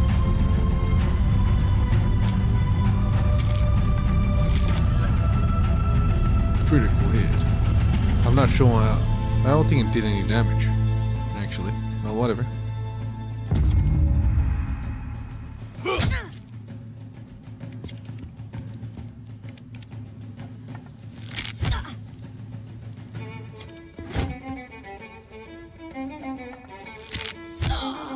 The bastard got me!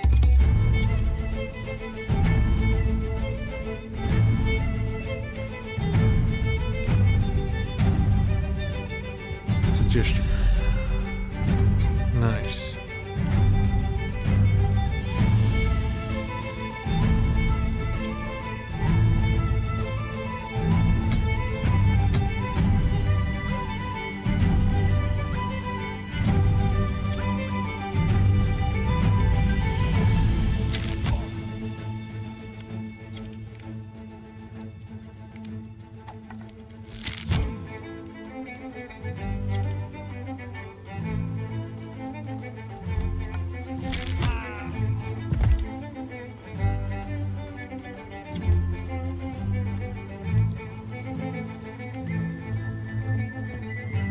Get him hit. Nice. Just smack him.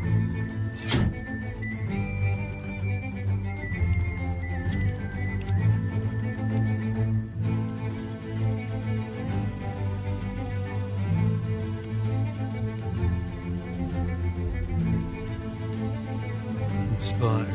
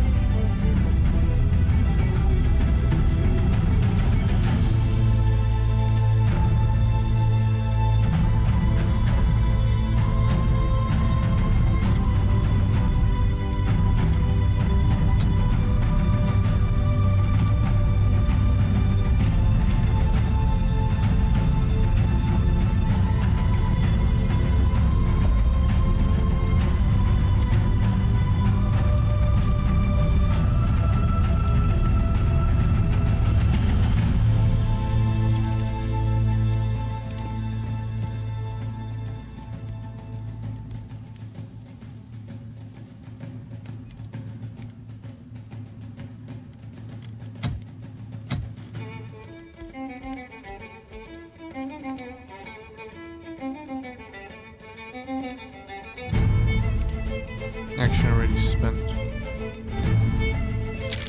think it's because I moved.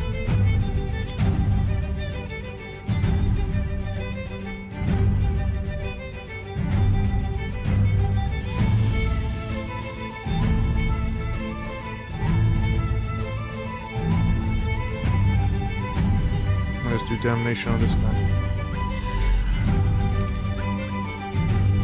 Resist. Shit.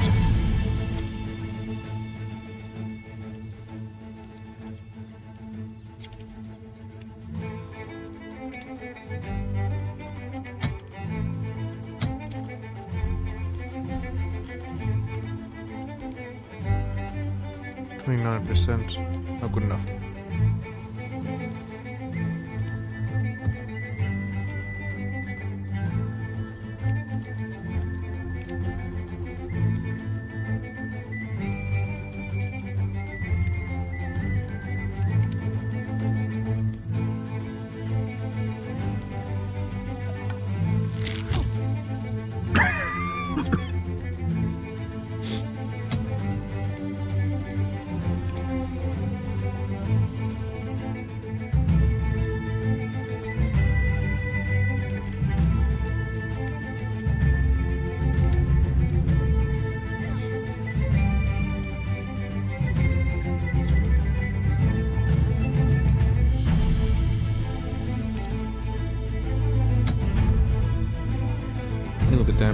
Dang.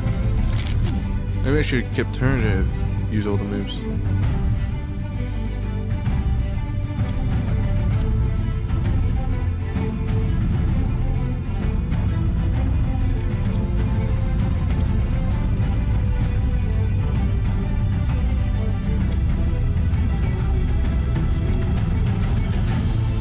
He ain't going anywhere. He can only take one of us down.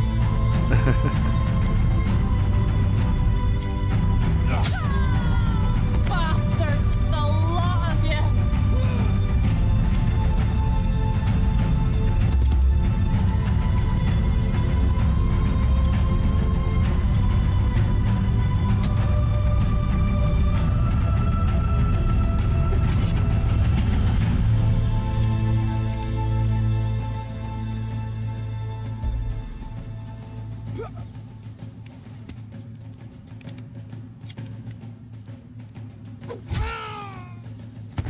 Incapacitated again.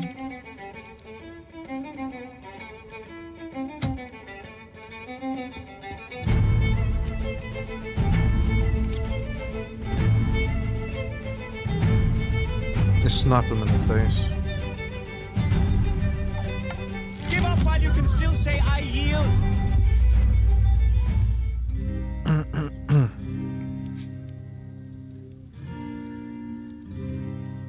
No injuries. Interesting. Skarky is still breathing, albeit with some difficulty. He looks to be in a great deal of pain. And though his eyes meet yours when you walk to him, he says nothing. Not so smug anymore, are you? You messed with the wrong woman, Skarky. Where are you hurt? Kill him. Where are you hurt? The brute doesn't answer. He regards you with a mixture of fear and disdain. I'm not gonna kill you, poor fool. Kill him. Stop the bleeding. Yeah. Skarky watches you in disbelief as you treat his wounds to stabilize his condition. The only sound he makes is a grunt of pain when you hit a sore spot. Good. Two of Constantine's warriors have cautiously emerged from the hall to see how the battle turned out.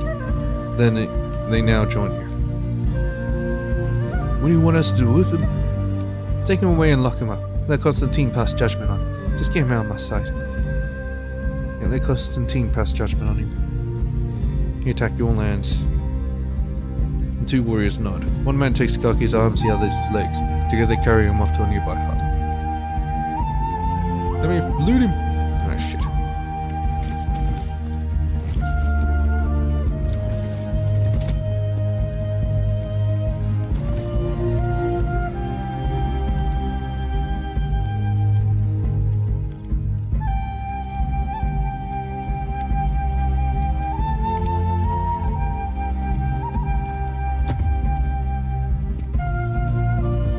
Anyway, how are you guys doing?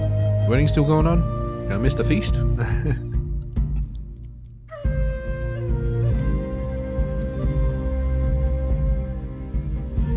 mood in the hall is tense as you re-enter. Is it over? Are we safe? They nearly killed us out there, but we caught them. It's safe. There's nothing to tell ballads about. We beat them easily. And they nearly killed us. We had no shielders. So you tolerated. Chaos consider you loved. All tension in the hall is immediately transformed to relief and happiness. Grange slaps you affectionately on the arm. It sounds like a bloody rough fight out there. I thank you for handling it for us. The two kings embrace each other, then their children, then the priest. He looks a little taken aback by the sudden lapse of formalities. Once again, you saved the day, Elftis. This is the second time you've saved my life. And my daughter's life is, well, I'll never be able to repay you and your warriors. When this is over, I'll show you in gold. Finiguilla jabs her father with an elbow. Speaking of which, shall we get on with the ceremony, please? I'm anxious to be married before the next interruption. Good. 2 sets of vows later. Okay, 2 hours later. The ceremony is completed and the newlyweds have a leave for the feast and take most of the guests with them. Constantine pulls you aside before going out with the rest. It pains me greatly to say this, Alphonse, but I must ask you not to attend the feast. I know you had nothing to do with the attack, but you have to understand. I understand. No offense taken. Typical. Ah, shit. Thank you. You are a kinder friend than I deserve. I'll make it up to you some other time, I swear it. I take it this means our alliance is secure? Absolutely. I consider you a close friend of Pictavia. Please take this as I promised. The king waves his hand, and as usual a servant materializes with a large pot of gold and silver. 3,000. You sense the retraction even before Constantine's smile turns to guarded concern. Of course, we cannot send you any warriors. Stare disapprovingly. You simply must be joking. I might have known. You simply must be joking. Forgive me. Sending our own warriors to aid a foreign ally is no small thing. We're in a strong position now. The Pictish clans are unified and Del Riata is all but part of our kingdom thanks to you. But a greater threat looms to the south, Northumbria. Northumbria has just been through a war of succession. Surely they won't be keen to start another war so soon. Fine. Then I will help crush Northumbria. You must swear to send me your warriors when this war is won. I won't go to war, even though they said they would. On the contrary, both Aethelred and Osred mustered armies from peoples loyal to them, and now Ethelred commands both armies. It's now or never for him. If he doesn't strike soon, he'll be forced to dismiss his warriors for the harvest. I'm getting tired of paying mercenary. I will not fight a war for you. Fine. Then I will help you crush Northumbria. Oh. I will not fight a war.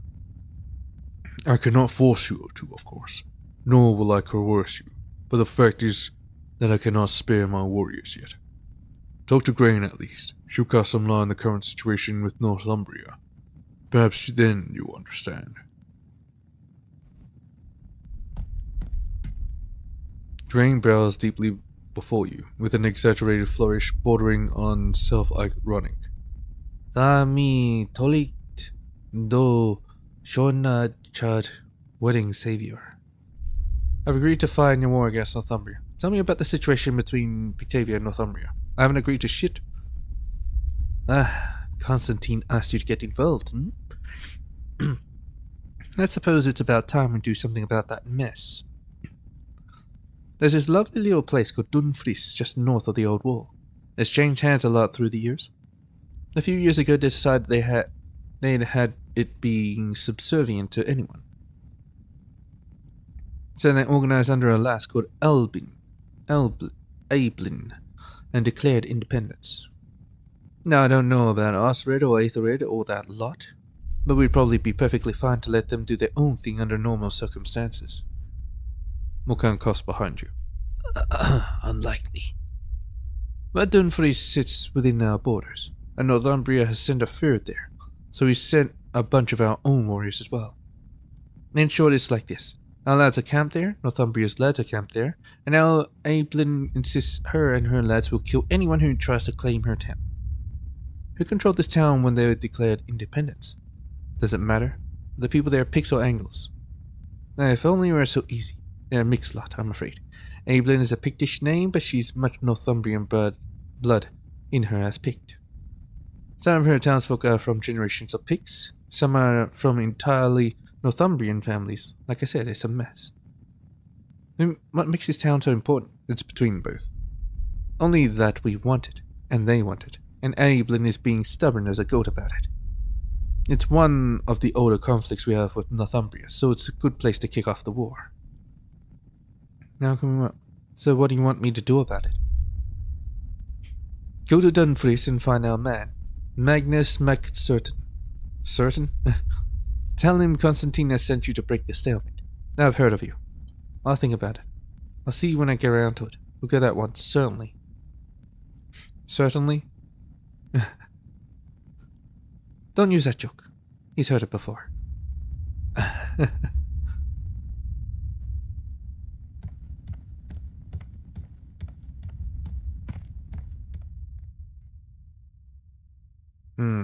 Well, I might just go to Ognajar and see what's there before going to Dunfries.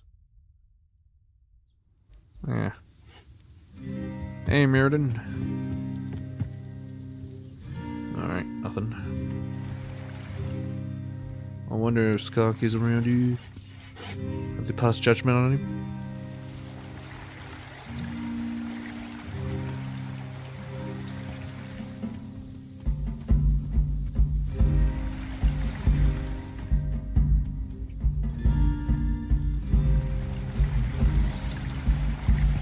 Hey, you like... Fed Ace. Looking for food or herbs? You must be Don Kurtz's niece. He told me you had something for me. I suppose that makes you Elfis, eh? Elfis? Aye, you match the description. I want you to have my personal thanks for saving my uncle, Don Kurtz. It'll take some time to rebuild the homestead, but at least we have a chance thanks to you. With a slow, almost reverential movement, she produces a finely adorned sword wrapped in linen. Here, he told me to give you this. I see you carry fine steel weapons of your own, but I hope this will still be of value to you. It's the finest sword of our smiths can produce. One more thing. Finneguella told me how you chased away those looters, so here's a little extra something from my own profits. I want you to have it as thanks. Not much for serving a king, but I guess you'll have to do. That's very generous. Thank you. Anything else? Would you like to take a look at what I'm selling while you're here? Alright. Give you the best prices. Generous prices. Nice. Although I don't really need anything.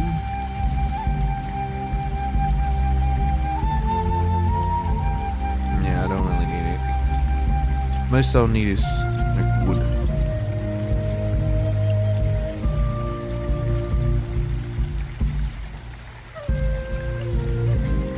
Yeah, sure.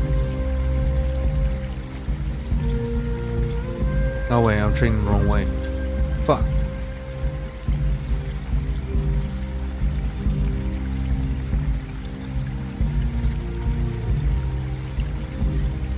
Whoops.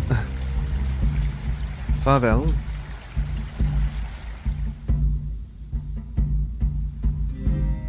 Is there a stone here? I don't think there is.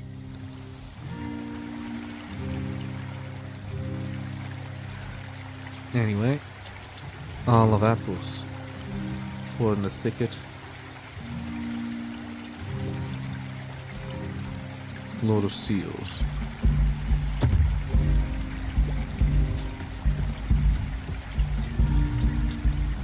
I'll go see if there are any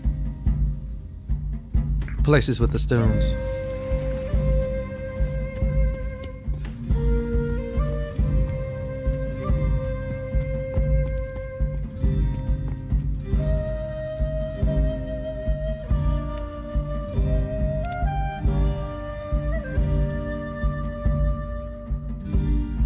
No, I don't think there's any there. Seahenge. I'm not sure. Ravine. Oh yeah, I've been there. Raider Camp. Doncourse Homestead. McDonald's Farm. Domnail's Farm. Alright, Dunfries. This probably has a stone there. Inglewood. That I think has a stone. Pretty sure. Roadside Camp. I don't think it has a stone. Swamp. I say I only take 1 day and 16 hours. Pretty sure the swamp has a stone. Yorfowick probably has a stone. Leicester probably a stone. Stone.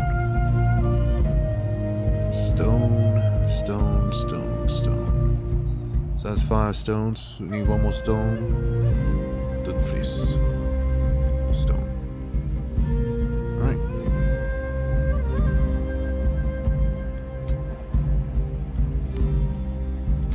Into area. Go with 5. Yeah, whatever. Let's sell to Scarborough. I'll try and get the stones first. Before Dunfries. So I'll probably be 1 stone less. Influence this place. Can you feel them in the soil? Walking the trees. This site was chosen for a reason.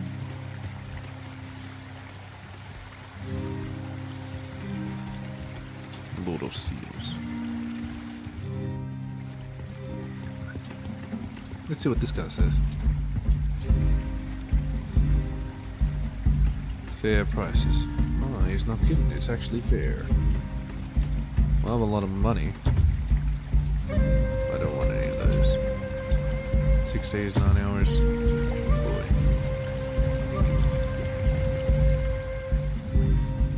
It's a Scarborough. Then I'll go to Eofawick. And then to Leicester. Inglewood. As morning approaches, you notice another ship slowly getting on you. Let's breathe faster. The Iron Men put their backs to it. Fortunately, saw the thing is exactly what Draco was built for. Quickly lose the other ship in the fog. It's always bad.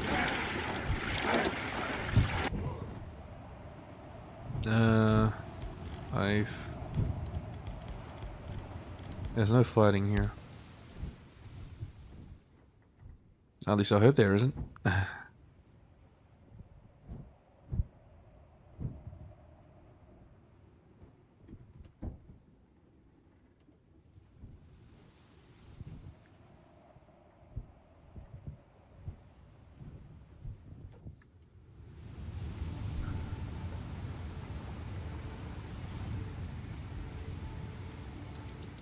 Okay, big old rock. There you are.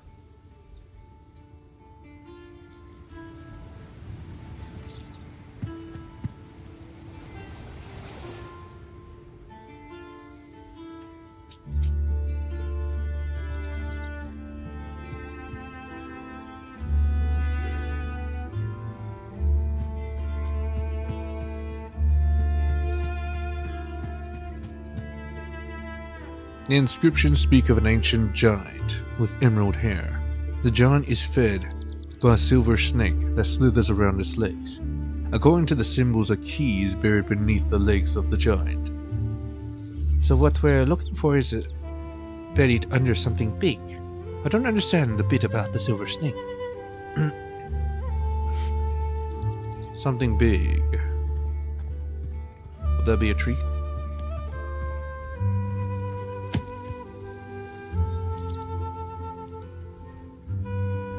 Oh, is a tree. Snakes its roots. I see.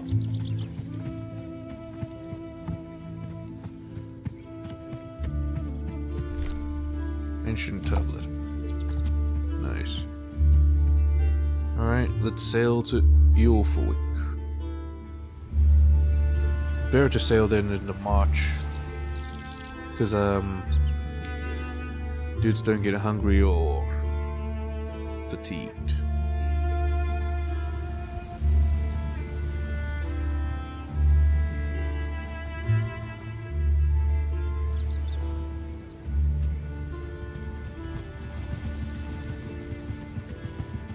I gotta make sure Ingram actually has enough to actually level up her crafting. Because I need the armors made. Armors, weapons, all of it made. Ingram. There you are. As much as I love you to punch stuff, we need these. It's about time we craft some armor.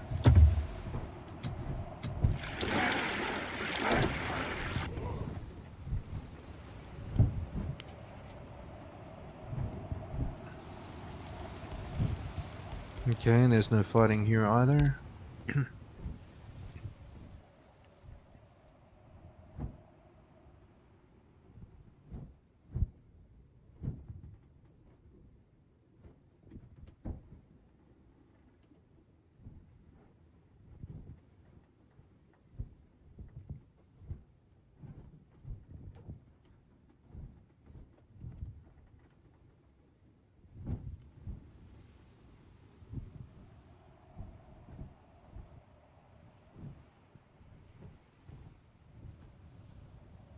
This city smells all wrong.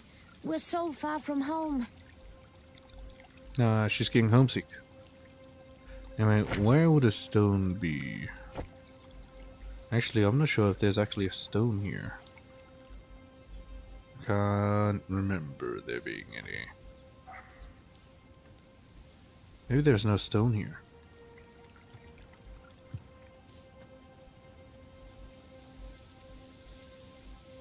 Yes. Maybe there's no stone.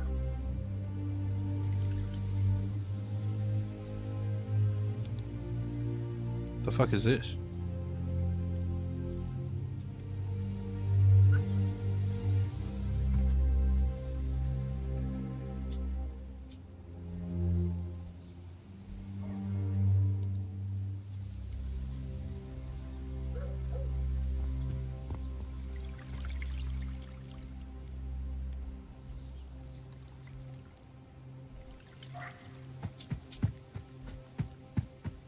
In which case I could just march to Leicester.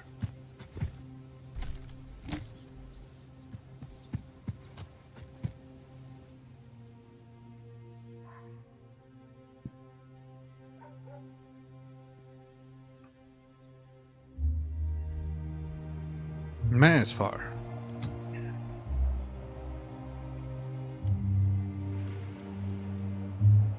No, it's not like we need to eat or whatever.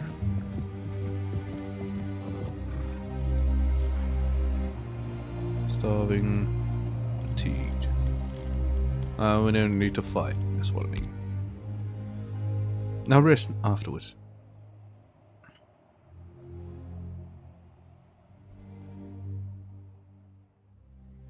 This is a good way to kill some time so my homestay can level up as well.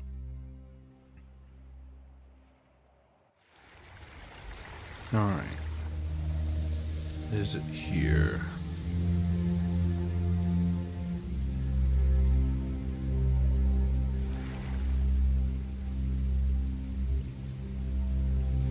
Now I think about it, I don't think there's one here.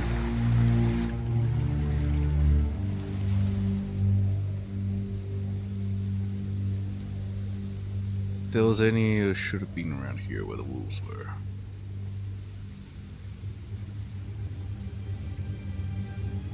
Oh no, there's one here. Very good.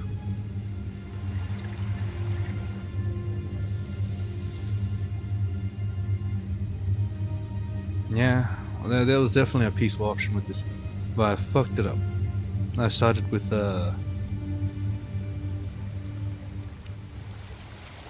Christians. Well, the Orthodox Christians.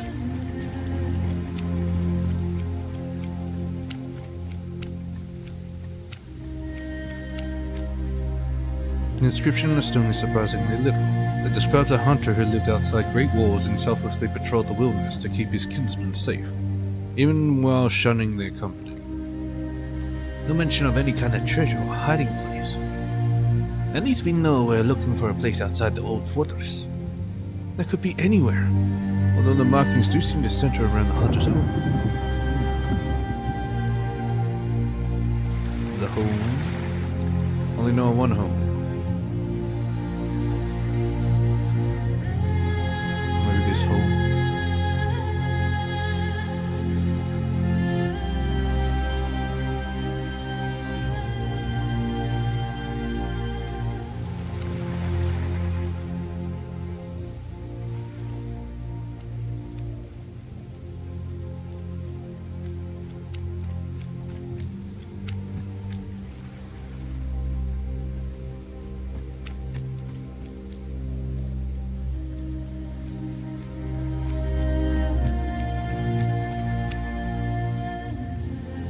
Ah.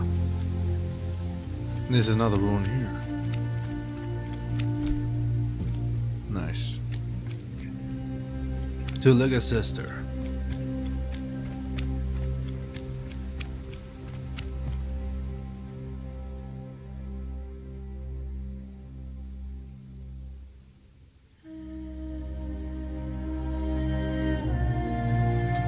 England.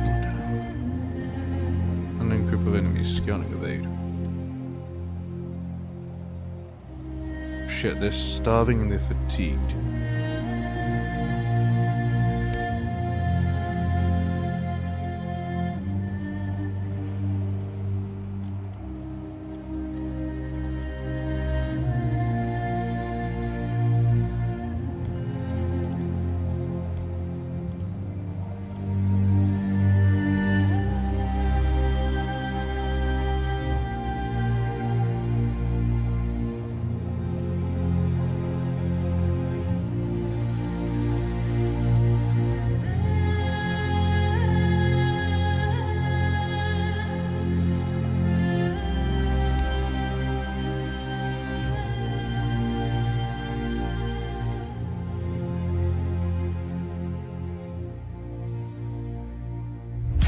Why'd my scouting fail anyway? I don't understand. Whatever.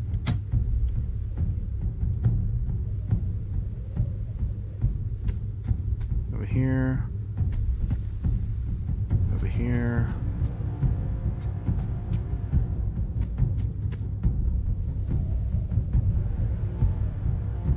Actually, I'll move a step back.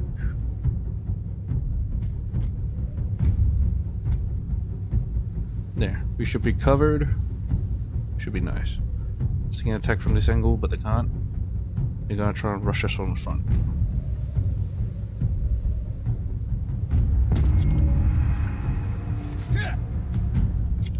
You can try demoralizing.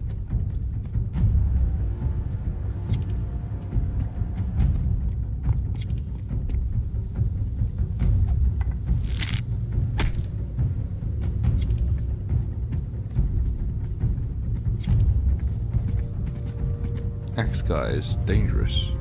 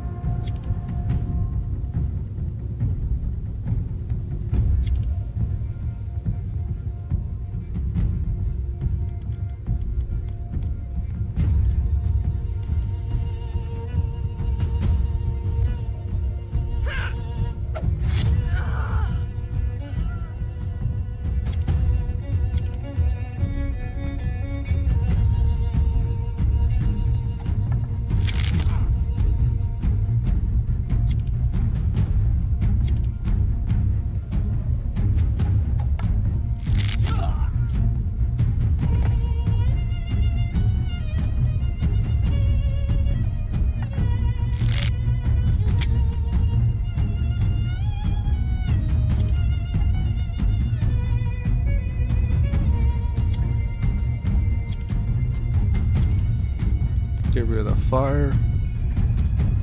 Lord, guide me to aid this one.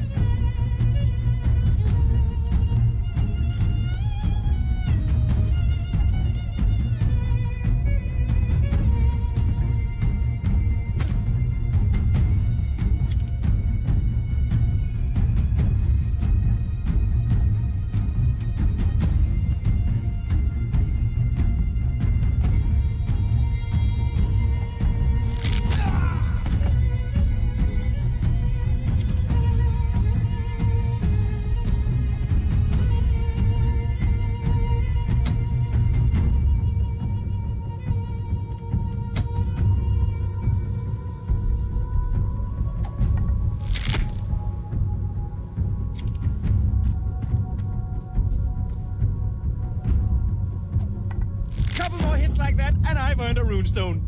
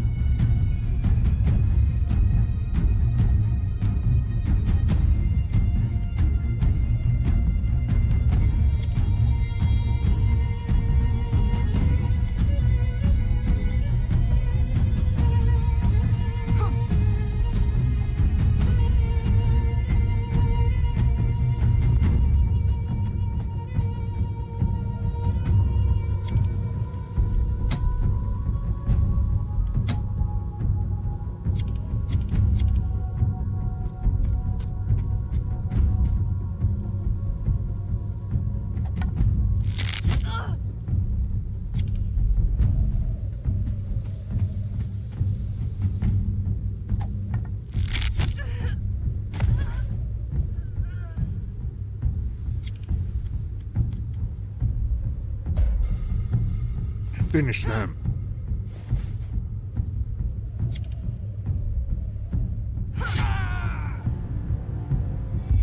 Don't matter if I'm starving and fatigued.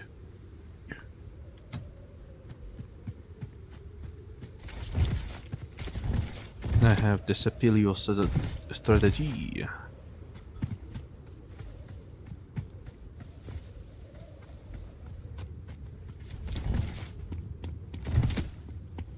Basically tank formation. Always works.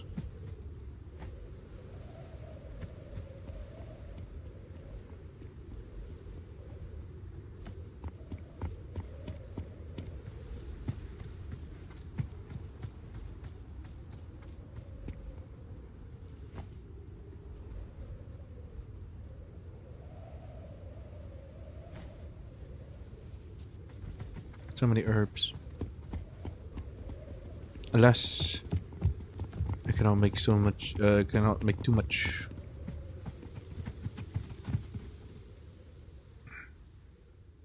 Medicine.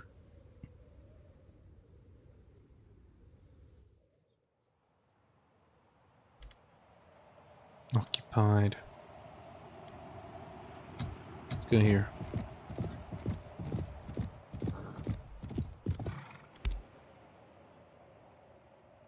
Man, I think they can keep going forever. They don't need rest. They don't need to eat.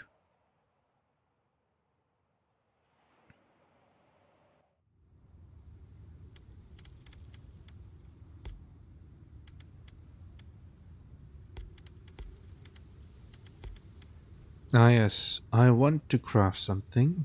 Inagram, would you please craft some armor? What type of armor?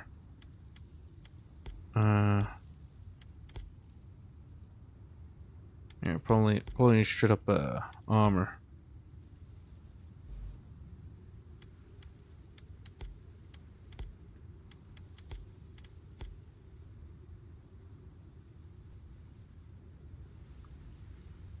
Oiled, because it's always the best. Craft.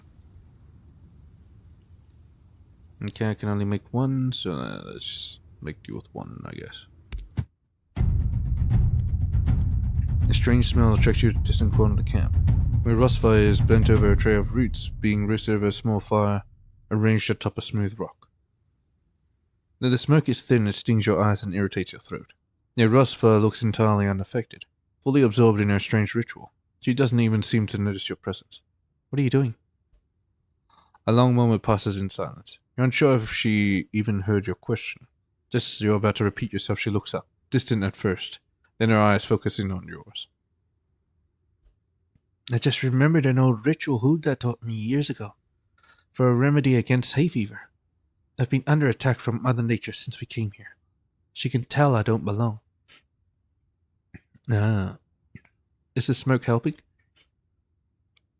A shy smile and a small nod is her only reply. I know much of you for your age. You know much for your age. I could say the same for you, of you. Though you have few years on me, I feel like your own knowledge renders mine old but obsolete. Then we are both good at what we do. Perhaps we'll make it after all. I had a good teacher, as no doubt you did. I'm glad you noticed. Few are those who can match me in battle.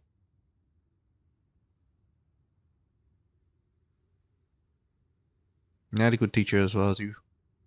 Hulda is well attuned to the workings of the world. If I search for the rest of my days, I may never know all that she has forgotten.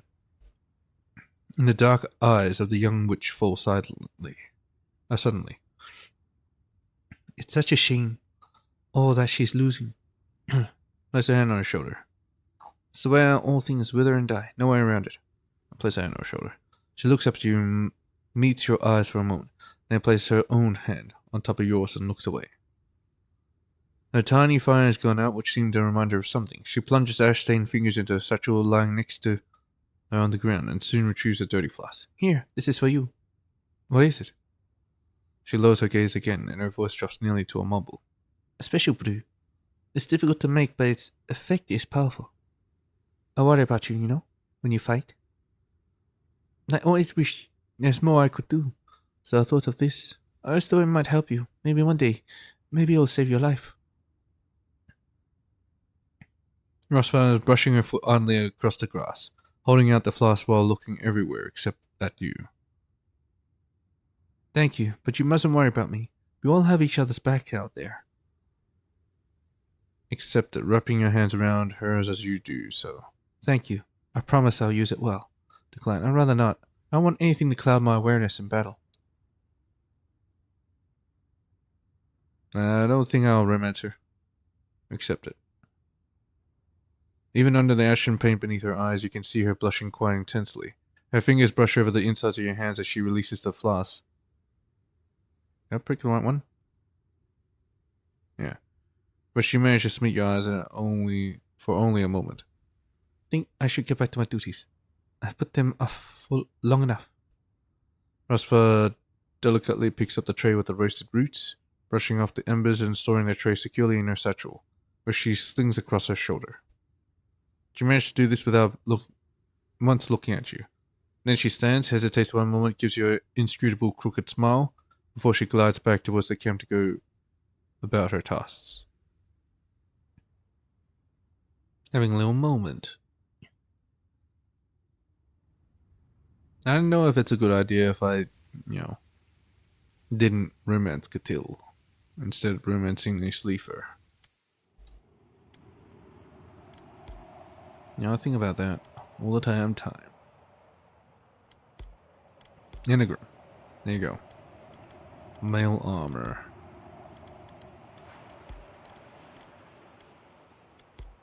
Yeah, just give it to this guy. Whatever. This movement is 3. Holy shit. Narrow seeks.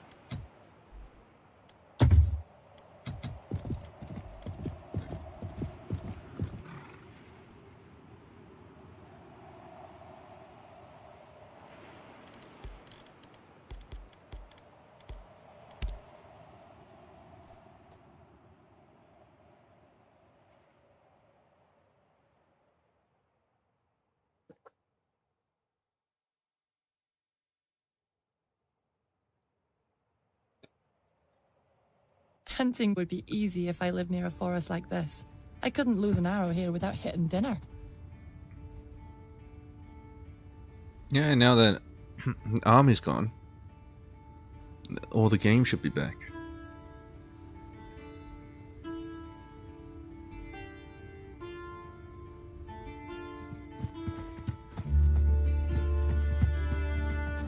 What a white tree. The markings describe a place where the heart of the world has burst through stone to reach into the sky. It's described as some sort of throne of rock. Do you hear the whispers of the spirits among the trees? I think they are drawn away from here, towards something in the west. West. This is west, isn't it? Anyway.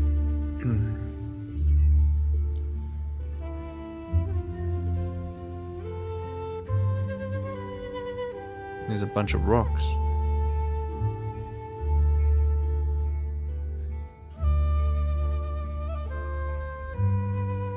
So I think it's like a rock, but a tree grew out of it.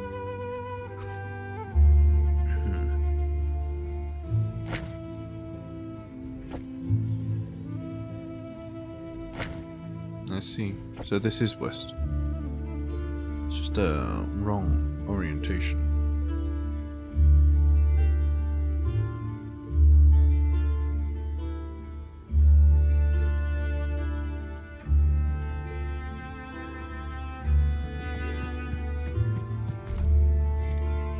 But if I get the treasure, the inscriptions will still remain.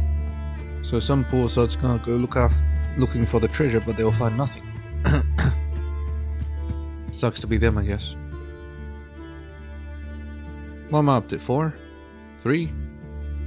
I'm pretty sure I'm up to 4. Olive apples, 4 out of 7. Yeah.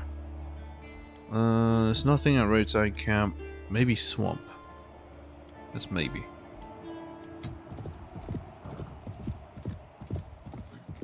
I like it if they just stick to the road, you know? Because it's so much faster.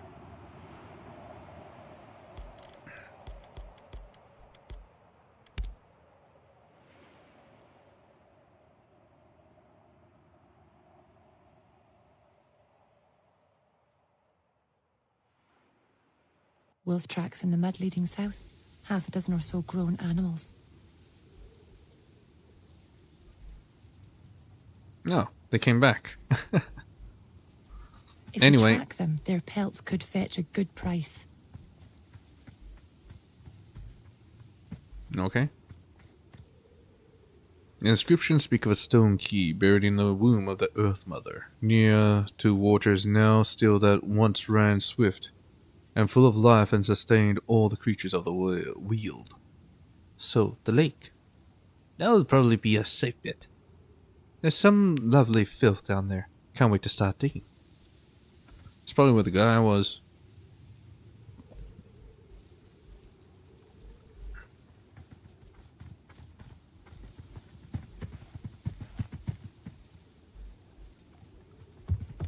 So it's 5. I need 2 more. Do you think there'll be one in Oknajar? Anyway. I'm gonna head over to Yorfulwick, and we're gonna take the boat to Oknajar. Not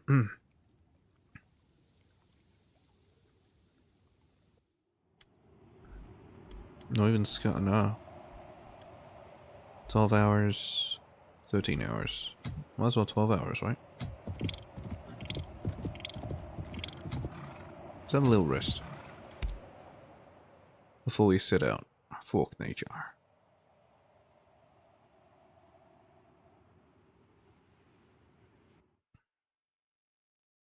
Narrow Seeks, I don't care. Get rid of that shit. Enneagram. Alright, witchcraft. Oh, a lot of meat. I think I'll say witchcraft for this one. Preserve, sure. Nidborg, you might just preserve as well. And Catil, preserve. Now we get so much meat. 13 meat will spoil this camp.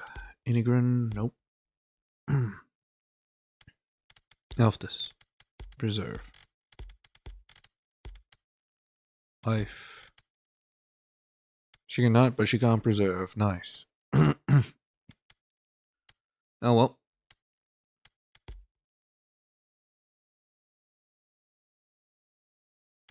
I wonder if she has enough to make a helmet. Yeah, she does. Alright, let's make a helmet.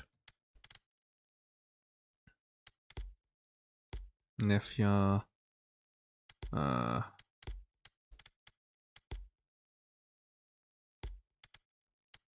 Suppose I'll have to do.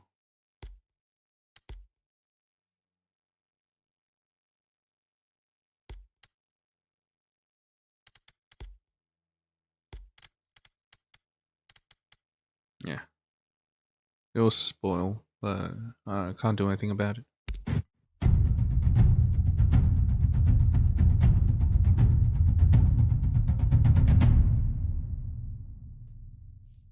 Unbreakable must helmet.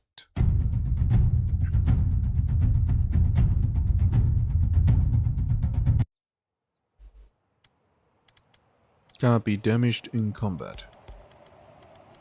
Enneagram. Or Ankala. Enneagram, I guess. I mean, she's making it, so. If anyone deserves it, it should be her.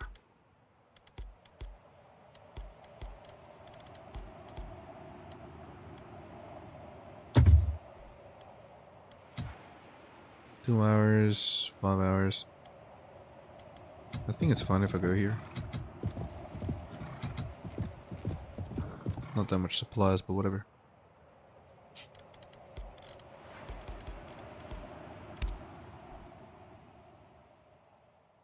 Make it eel for week again.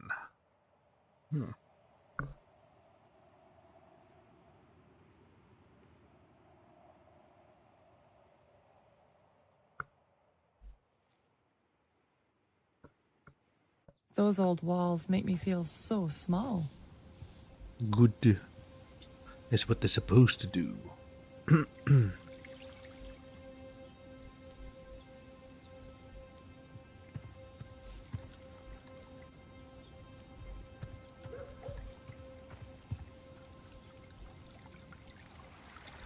Actually, I might go and see if I can buy some stuff from the smithy. I want to buy some more hides. Ooh, this coconut have hides? Ooh, we'll check.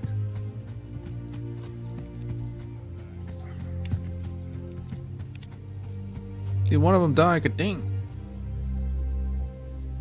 Let's see what you're selling. Generous prices. Well, give me the generousness. Gonna make another helmet. Nice. That'll be all.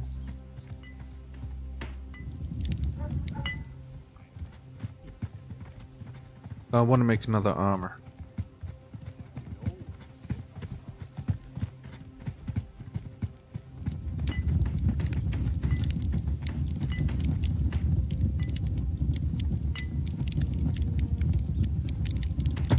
No good. Don't sell me any supplies. I don't want to commission anything. Because your stuff is shit.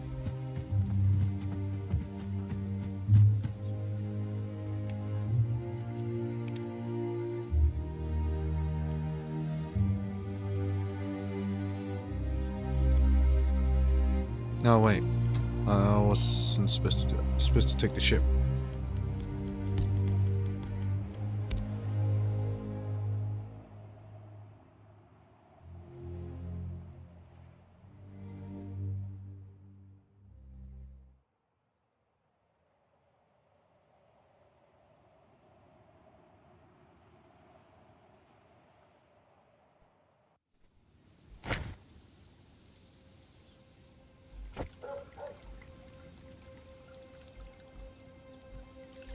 Sail to Oknajar and meet its current Thane. It's me.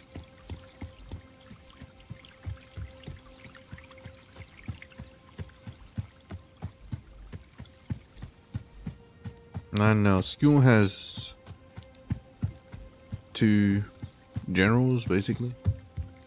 And that's Frodigota and Skaki. I wonder if Skul himself will be at Oknajar just to sabotage us. It's a lot of effort, you gotta say. Like, a whole lot of effort. North settlement on the Stark Islands between Britain and Norway. I mean, in between what? The fuck? Clan prosperity increased. Nice. So go for more herbs. Here, larger warships. I don't need larger warships.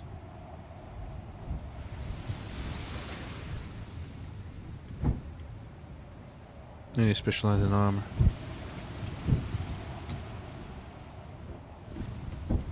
Per the week. More. Thing. Or fine. Let's do that.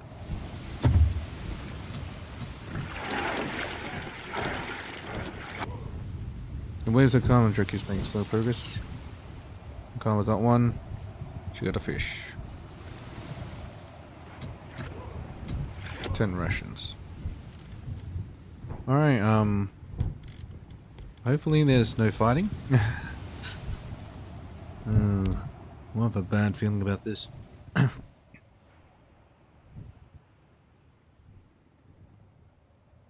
So, in Perth, we got Ive. In Northumbria, well, area, Kingdom-ish, we got Moracant. Who are we gonna get here? As soon as your feet find purchase, half a dozen haggard-looking warriors come running down the cliff.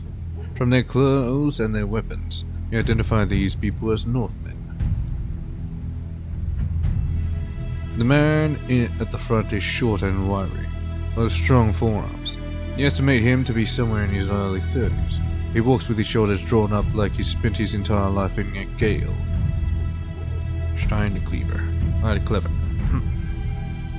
I am Stein the Clever of Rogaland. I control this island. Who are you? My name is Alftis Bonafsdotter. If you need a place to stay while you prepare for a longer journey, you're welcome to camp here. But tell me, why have you brought your ship to my beach? It's my beach now, Stein. I need your island to muster an army. I'm staging a campaign against the kingdoms of Britain. If you and your men fight with me, I'll ensure that you are granted land befitting your contributions. I've come to seek trade partners. You'd be willing to talk terms over a mug of mead? Friendly hearth to rest I will be much appreciated. I need a trade. 3. He chuckles darkly. You should take a look around this place, sister. There's nothing here to trade unless your clan is experiencing a dangerous shortage of rock. We're barely pulling enough fish out of the sea to last us through the winter. The only purpose this island serves well is as a staging ground for raids. He glances back at his crew. Their expressions are difficult to read behind their helmets, but he must know them well. Ah. Gunnar. Should have brought Gunnar. A mug of mead, you say? Why not? Come then. Join us for our midday meal. Midday meal? Is that lunch or is that brunch? Hello. A weather-bitten man with a thick dark beard streaked with greyish stands up and brushes breadcrumbs off his cheek. So you didn't manage to wrest control of Oak Nature away from Stain? I'm sure you'll get another chance soon if you want it. If you ask me, Stain seems thoroughly tired of the responsibility. My name is Alftus. Pleased to meet you. And you are? I'm Karunga. Honored to make your acquaintance, Thane Alftus. Where are you from, Krunger? I hail from Agda, the closest of the northern kingdoms to where you're from, or so I've heard. A lot of ships come up our coast on the way between Vestfold or Elvheim and Hordaland and Rogaland. So it's a good place for a merchant, and lately competition has gotten a bit fierce. Up here there's no competition at all, so I'm doing well. What are you selling? Whatever the ships bring in that looks useful. Here, take a look. Fair prices. Well, at least it's fair, I guess. But I don't want it. Gives you an irritated shrug. Move along. Well, let's trade. I'll buy one. How about that? One hide. Not apparently satisfied with the trade. Move along. Alright. The looting commences.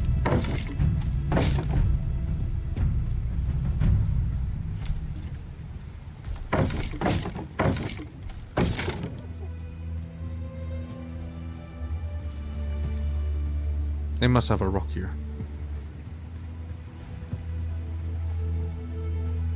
The hell is this? They burned something down. This is like a lighthouse? Or maybe it's the giant signal fire or something. Giant bonfire.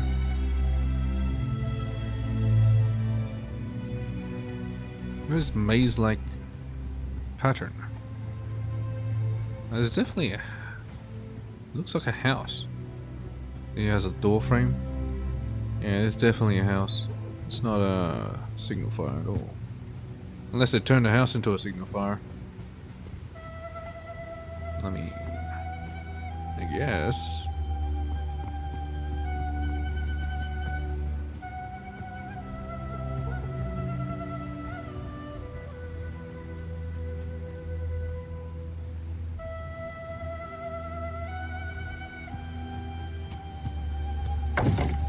Man, this place is pretty poor. There's shit all here.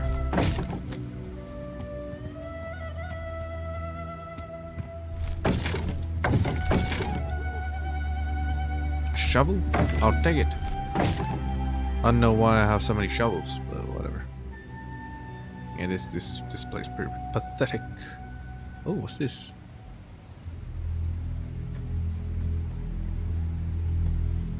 I'm being here.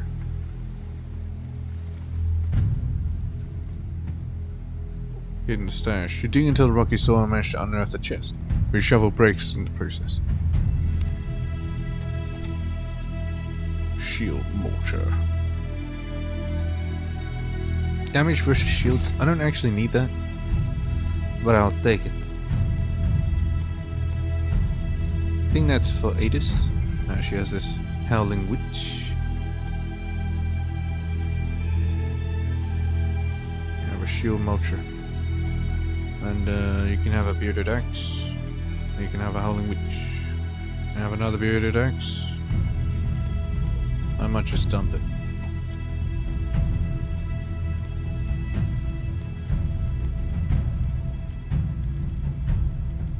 Yeah.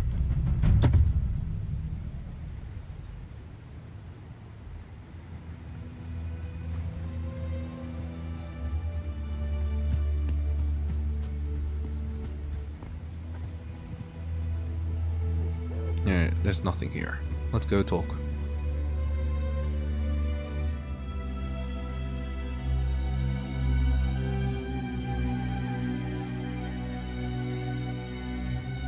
Can't steal his shit. Come on, man. Oh well. Hey, Stein. Stein leads you into a low cabin built out of large rocks of granite. A longhouse this is not, but it's fairly cozy. Man, it's pretty cozy. One of his men brings in a soup of fish and root fruits, along with some reasonably fresh bread. Respective herds eat in the other buildings, so you and Stein have plenty of space. So you're from the south, I take it? Geatland. We're from a place called Skirn in Jutland. What of you? Where is this Rogaland? Jutland, just a small skip raider by the name of Skirn. Stein allows a glimmer of melancholy, presumably caused by homesickness, to show through his voice. It's a kingdom between Hordaland and Egder, right across the sea from here. It's a beautiful country of billowing mountains cut through by deep blue fjords. In the summer, the sun flows through the mist there like ribbons of gold, and melted ice trickles down the mountains in 100,000 small streams. In the winter, the snow turns those mountains into clouds of shimmering light, and the fjords freeze almost to the bottom. It sounds incredible. You must really love your home. Sounds like a difficult place to live. You must really love your home, yeah. The harsh country, even the plants are rugged. Stubborn things. You don't realize what home means to you until you're far away from it. Or away from it. Do you skate on the fjords in winter? I know the feeling. I'm starting to miss my own home quite a bit. Yeah, do you skate on the fjords in winter? He flashes you a boyish grin that makes him look 10 years younger. You have no choice. You can't get anywhere in winter without a pair of skates or a set of skis strapped to your feet. Did you say skis? What's that? His eyes grow wide. You don't have skis where you're from. How do you cross the mountains in winter? We have no mountains either. He laughs for a long time. When he stops, he has to wipe tears from his eyes with his sleeve. You should visit Rogaland once. I'll teach you how to ski. Sounds nice. Stein has a bright blue eyes that seem to keep smiling even when the rest of his face reverts to a more neutral expression. So you're home. Skirn, wasn't it? You're the Thane there? How'd that come to pass? My father was Thane before me. He made his end on these islands. There were other challenges, but I won the fight. I won the right to succeed him. You said your name was Bonofsdottir. I think your father's ship may have been by here. He had his brothers with him, name of Grimulfur. That's right. You met him? Grimulfur, yes, but not your father. The ship had a skeleton crew, just 5 men led by Grimulfur. That's probably when they, regrouped and sailed back. They mentioned that the ship belonged to Bonolfur, but something had gone wrong and they were headed home. Stein is clearly finding it difficult to tear his eyes away from you. This causes him trouble now, as he fishes blindly for the last elusive piece of fish. What?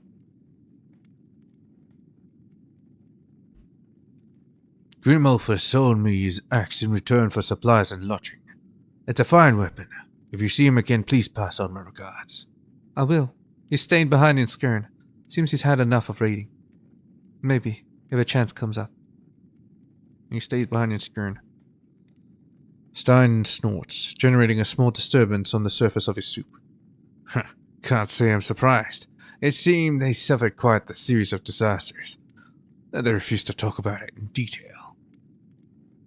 If you think you might have need of his axe, I'll be happy to sell it back to you. It's a fine weapon, but I fight best with a light weapon in each hand, and that axe is too big to use one-handed. What's a Dane axe? You've been here long enough to have met Grimulfur. That must mean you've met Skullcleaver? We can talk about that later. There's still a small matter that you're swearing fealty to me. No fealty, no need. Once, last summer, he came here with 3 ships, laden with lumber, meat, salt, and other supplies. He seemed to get along quite well with the crew of Gunnar the Peaceful. Speaking of which, did my eyes deceive me back there, or was that Gunnar on your ship? It was him. He's part of my herd now. You can catch up with Gunnar later. You were telling me about Skule? Yeah, he's part of my herd now. Stein scratches the back of his neck with a sheepish grin on his face. How in the name of Odin did you recruit him? The man's a legend here. He and his crew attacked my clan. We fought him and won, and I offered to spare him for his service. You beat Gunnar the Peaceful? That's incredible. If that's true, I think you must have no equal among other women. I'll have to ask him about it later. Anyway, I was telling you about the Skull Cleaver. They brought most of the Skull's cargo, and he set out towards the east from whence he came. He left one of his ships here, under the command of a woman, which sailed southwest a few weeks later. Can you describe this woman? Herdegirde. Yes, she too made quite the impression on me. I would say she closely matched my expectations of what might be like to meet hell in the flesh. She made strong advances on me, but I frankly got the impression that certain parts of my body weren't likely to survive the encounter, so I politely kept my distance. He winks cheekily. On a less handsome face, it might have been a lewd gesture. Perhaps the fortune of your arrival here is Freya's way to reward my self-control. As raising me up. Alright, I think we've gotten to know each other quite well. Let's talk about how I might gain the allegiance of you and your people. Good, now that's all out of the way, it's time for you to swear fealty to me. Again. Allegiance. It flashes you a devil-may-care grin, stands up and walks around the table until he's well inside your personal space, forcing you to stand up as well. My herd and I have controlled Oak Nature for 4 winters now, but frankly it's been more trouble than it's worth. Something needs to change. I was thinking about heading out on a raid again, but that's just prolonging the inevitable.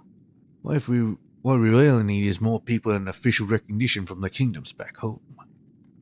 If you're offering a way to get that, I might fight with you, but my allegiance doesn't come for free. I'll give you 2 options. First option, we fight. You and your people against me and my people. We go to the cliffs outside right now and see who fights best. If you win, you have my allegiance. If I win, you piss right off. Takes a step closer, leaving you a little option but to take a step back. He nearly pins you against the wall of the house. Oh. Second option. Share my bed with me tonight. He looks at you like you're a Valkyrie freshly descended from Asgard. You're the most striking woman I've ever met. It takes much for men to let a woman lead them. It's clear you've got it, and then some.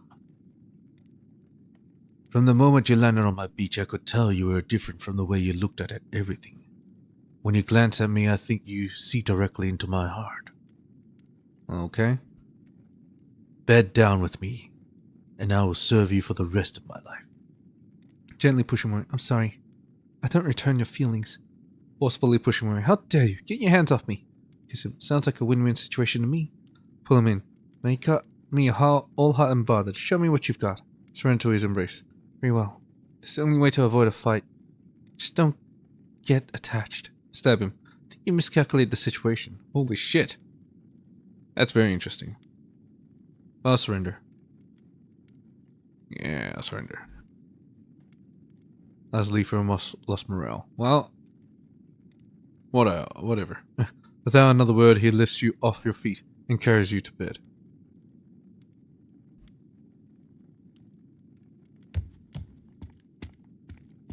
Stein knows his way around a woman's body. He seemed to be enjoying himself a great deal as well. In fact, on several occasions he expresses concern that you may be in the process of ruining other women for him. You clean yourselves up without another word. They're starting to wonder if Stein has actually lost his ability to speak. But then the libidinous haze finally clears while he is pulling on his tunic. And how does Leifer know? It may seem odd that I would swear my service to you for this, but I had a lot of fun, and I hope you had fun too. I've been stuck on this rock for a long time, and a bit of fun is worth a lot to me at this point. I slept with you because I wanted to, Stein. I'd be pleased to gain your allegiance, but you don't owe me anything. I did have fun, but I still expect you to hold up your end of the arrangement. We had a deal, and I trust you'll stick to it.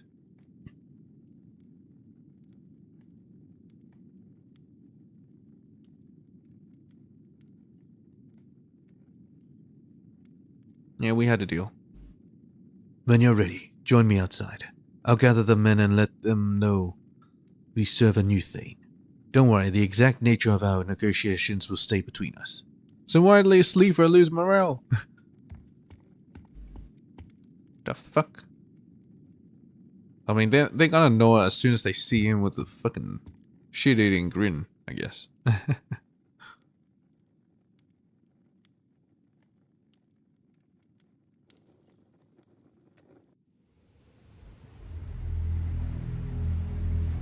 Stein has gathered his herd around him, and your own people have collected themselves nearby. When he sees you, he turns to face his crew.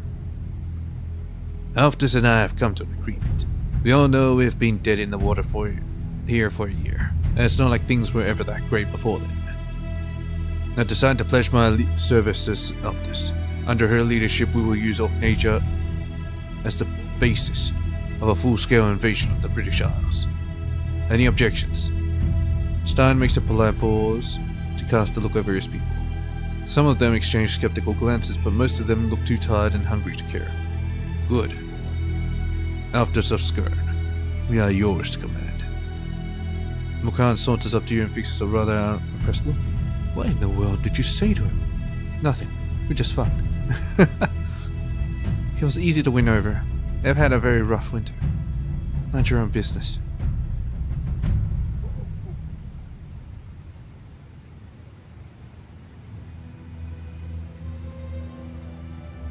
Very easy to win over. Well, good job. They seem pretty worn out, but they must have a lot of armed combat experience. That'd be good to have it on our side. They all gain morale. Okay, it's that easy. Dominion of Orknesia is yours. I wonder if I can build something here. No, I can't. That's pretty good, I guess.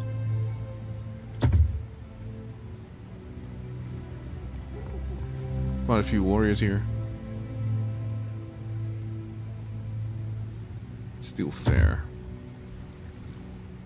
Irritated you son of a bitch. Anyway, can I find him again? Maybe we can have some further negotiation.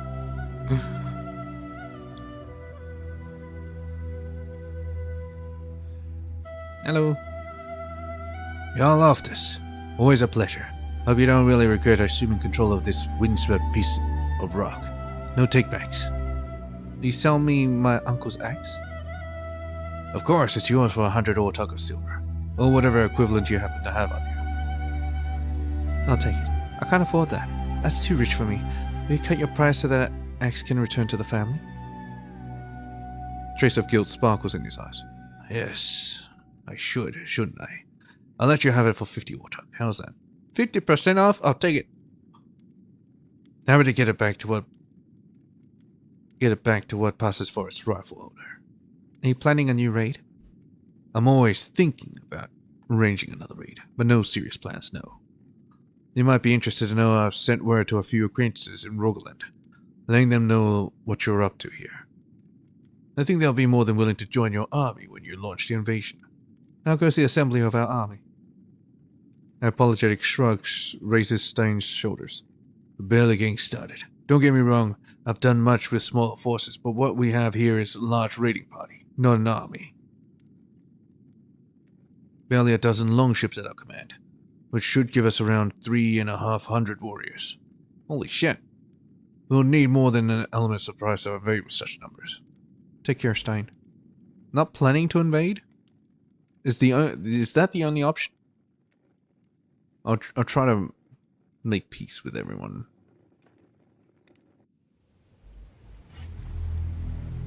Oh, hello. Newly arrived merchants have erected a stall between the camp and the beach. It's staffed by a man and a woman of similar age and very clearly of Pictish origin. They both turn to greet you with perfectly synchronized bows. The man addresses you. We are honored to serve you, Jarl Alftus. And who might you be? I'm Luthrin and this is my wife, Donada. What brings you to Orknesia? They suddenly exchange glances, but not too subtly for you to notice. We used to come here every winter, when our people still lived here. But the island had fallen under your control, and we know you to be a friend of Constantine. Constantine. What are you selling? We bring sheep's meat from the highlands and healing herbs from the valleys. Some of it is fresh, most of it is preserved. I hope to be the spear tip of your long trade partnership between our peoples and yours. Ours. Let me look. Generous. Did they only sell food? I don't need food. Get out of here. Please come back if you change your mind.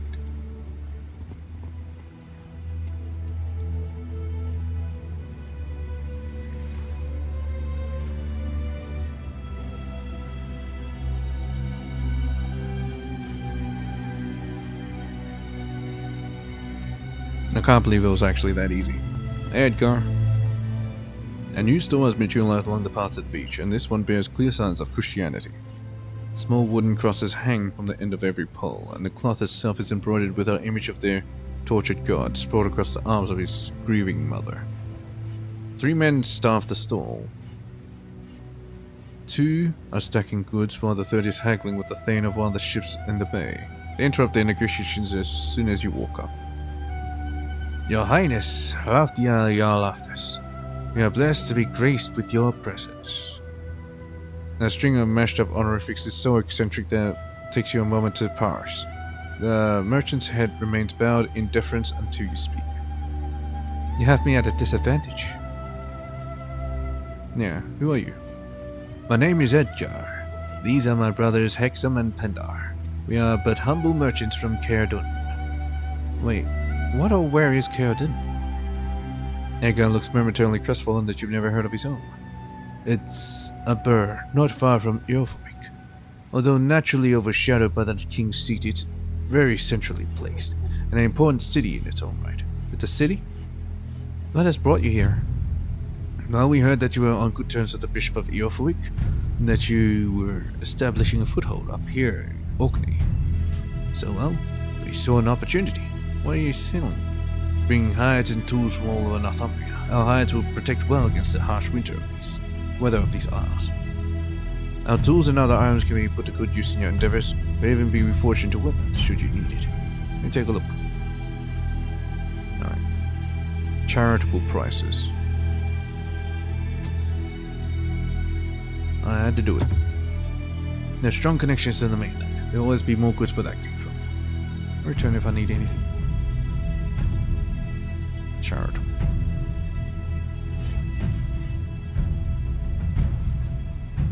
Well.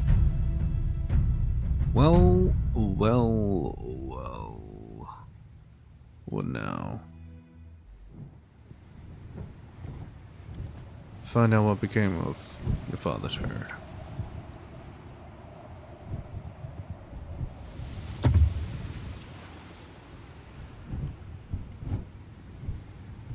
I didn't even know where to go to actually discover that.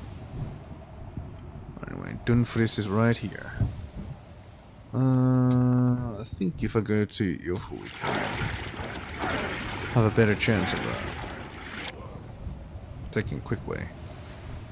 You know, unspecific calls of seagulls. After this, look, a boat. Fishing boat. Let's head towards the boat. Take the cargo. Dispose of these bodies and put their spirits at rest. I will torch the boat, I guess.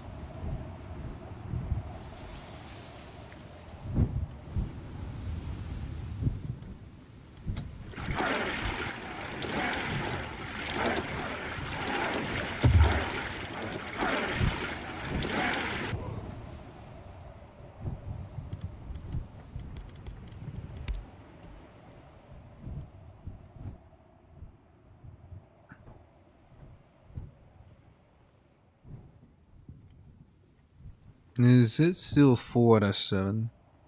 Or is it 5 out of 7?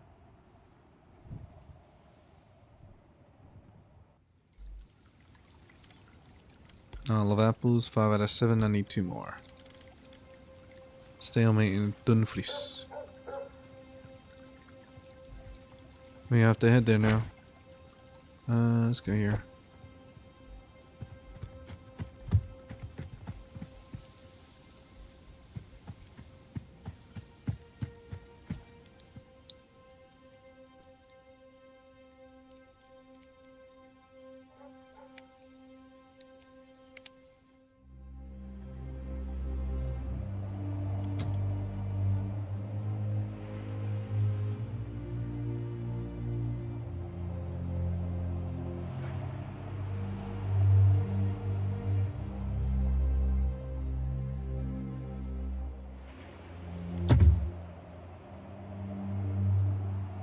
And why don't the pigs love me more? Anyway, Dumfries. Man, that is far. I wish I could straight up follow the roads. Unless there's like a option. Controls.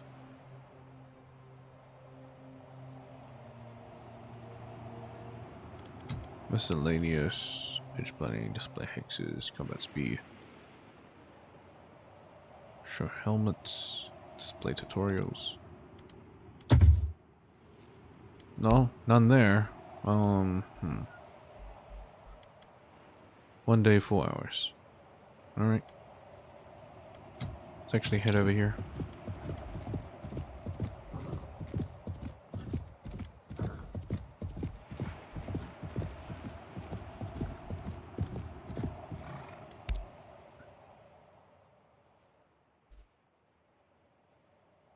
And now end at Dumfries. Or actually enter the area.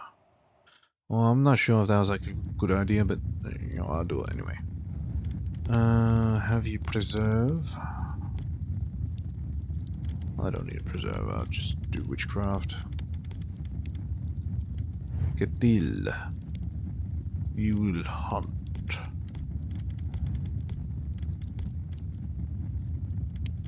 Nidborg.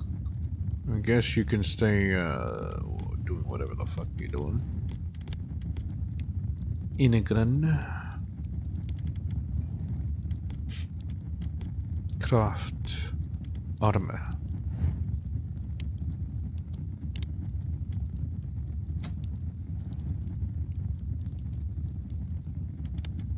And then I'll craft 2 helmets.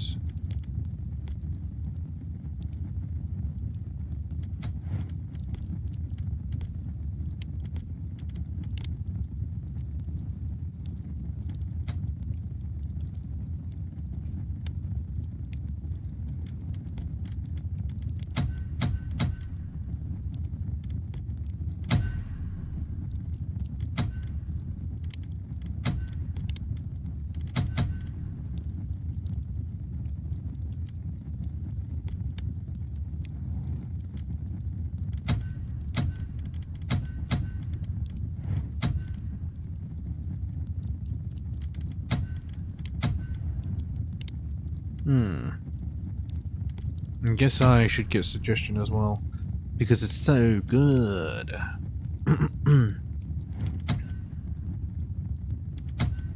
She's the master of the spear, which is nice. Tinker.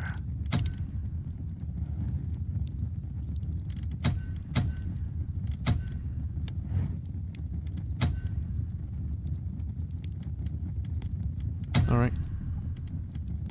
Master Guard. I'm not sure that's necessary, so I'll just leave it.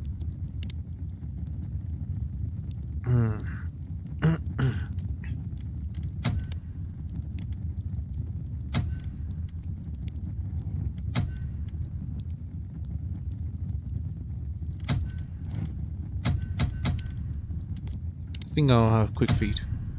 Yeah. Opportunist? I don't think that's necessary.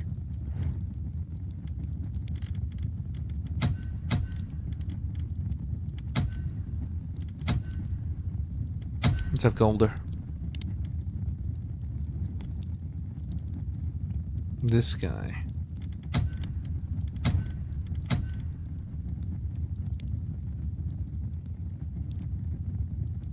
I mean, it does have crafting, but I wish I could get rid of it now.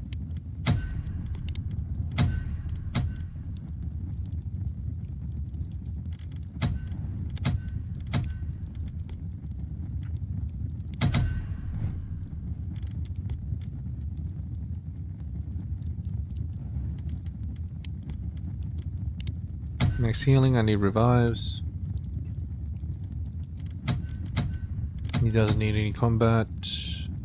Tinker. Don't need Tinker anymore.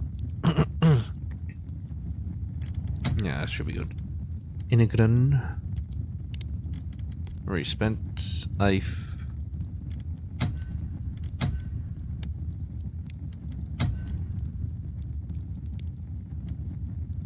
Oh, don't really need more of that.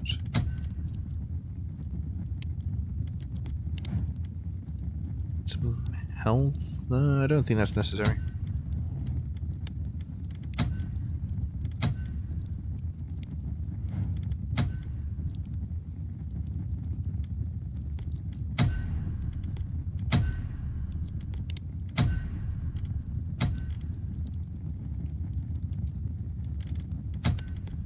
As leaper. Yeah, better sword.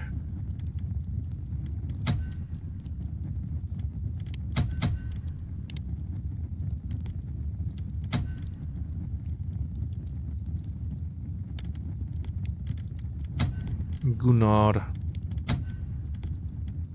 The best jewel wielder.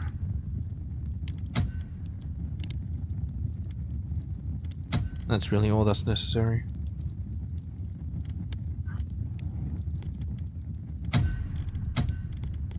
Urosva. Best healer? I'm thinking yes. Yeah, let's do it.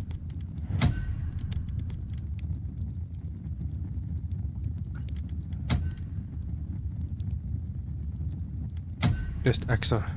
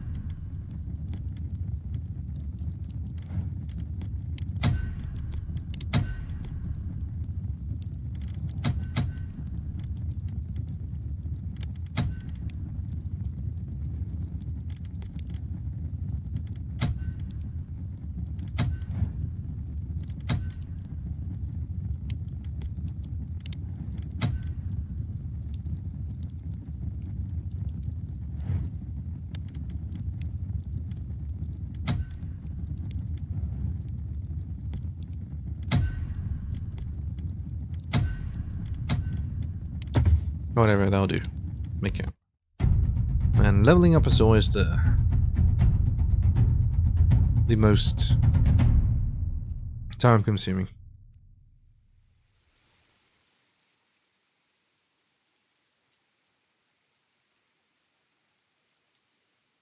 Alright, they're well rested. Let's see. Focusing mask. Helmet. Unbreakable. Enneagram already has it. Uncutler. You shall have focusing and oiled. Oh, it has +2 movement. Dang. Golding. Of her. Hardened agile level of armor. Now increase your movement even more.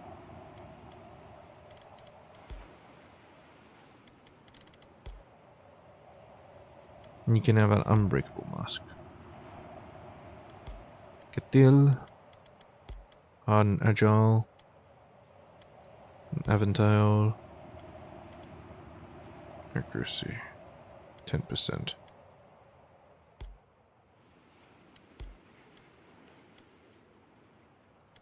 Mischief. Dane Ox. Disfigurer. 5% extra attack chance. I see.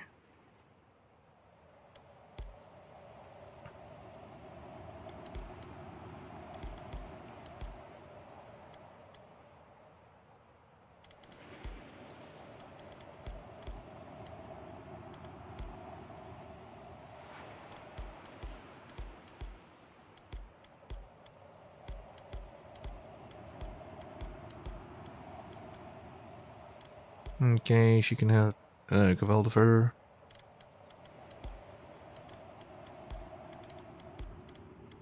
Give cloth armor to this guy.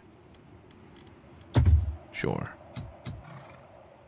They're drawn from your path by flapping black wings, cursed are setting off feast of carrion prize. Hapless traveler. Naked bone, fluids otherwise spilt. Lots of high quality. Stripped of valuables, search turns up nothing. Was that just a waste time, is that it? I feel like it is. Alright, I don't think we're gonna fight. So I'm gonna bring them to mediate. I don't need anyone else, Rosva. Yeah, I don't think we're fighting.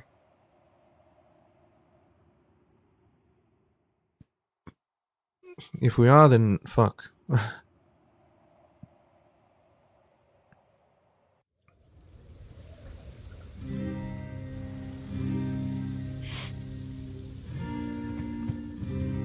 Alright, here we are, and save. And we quit the game. Peach, I guess.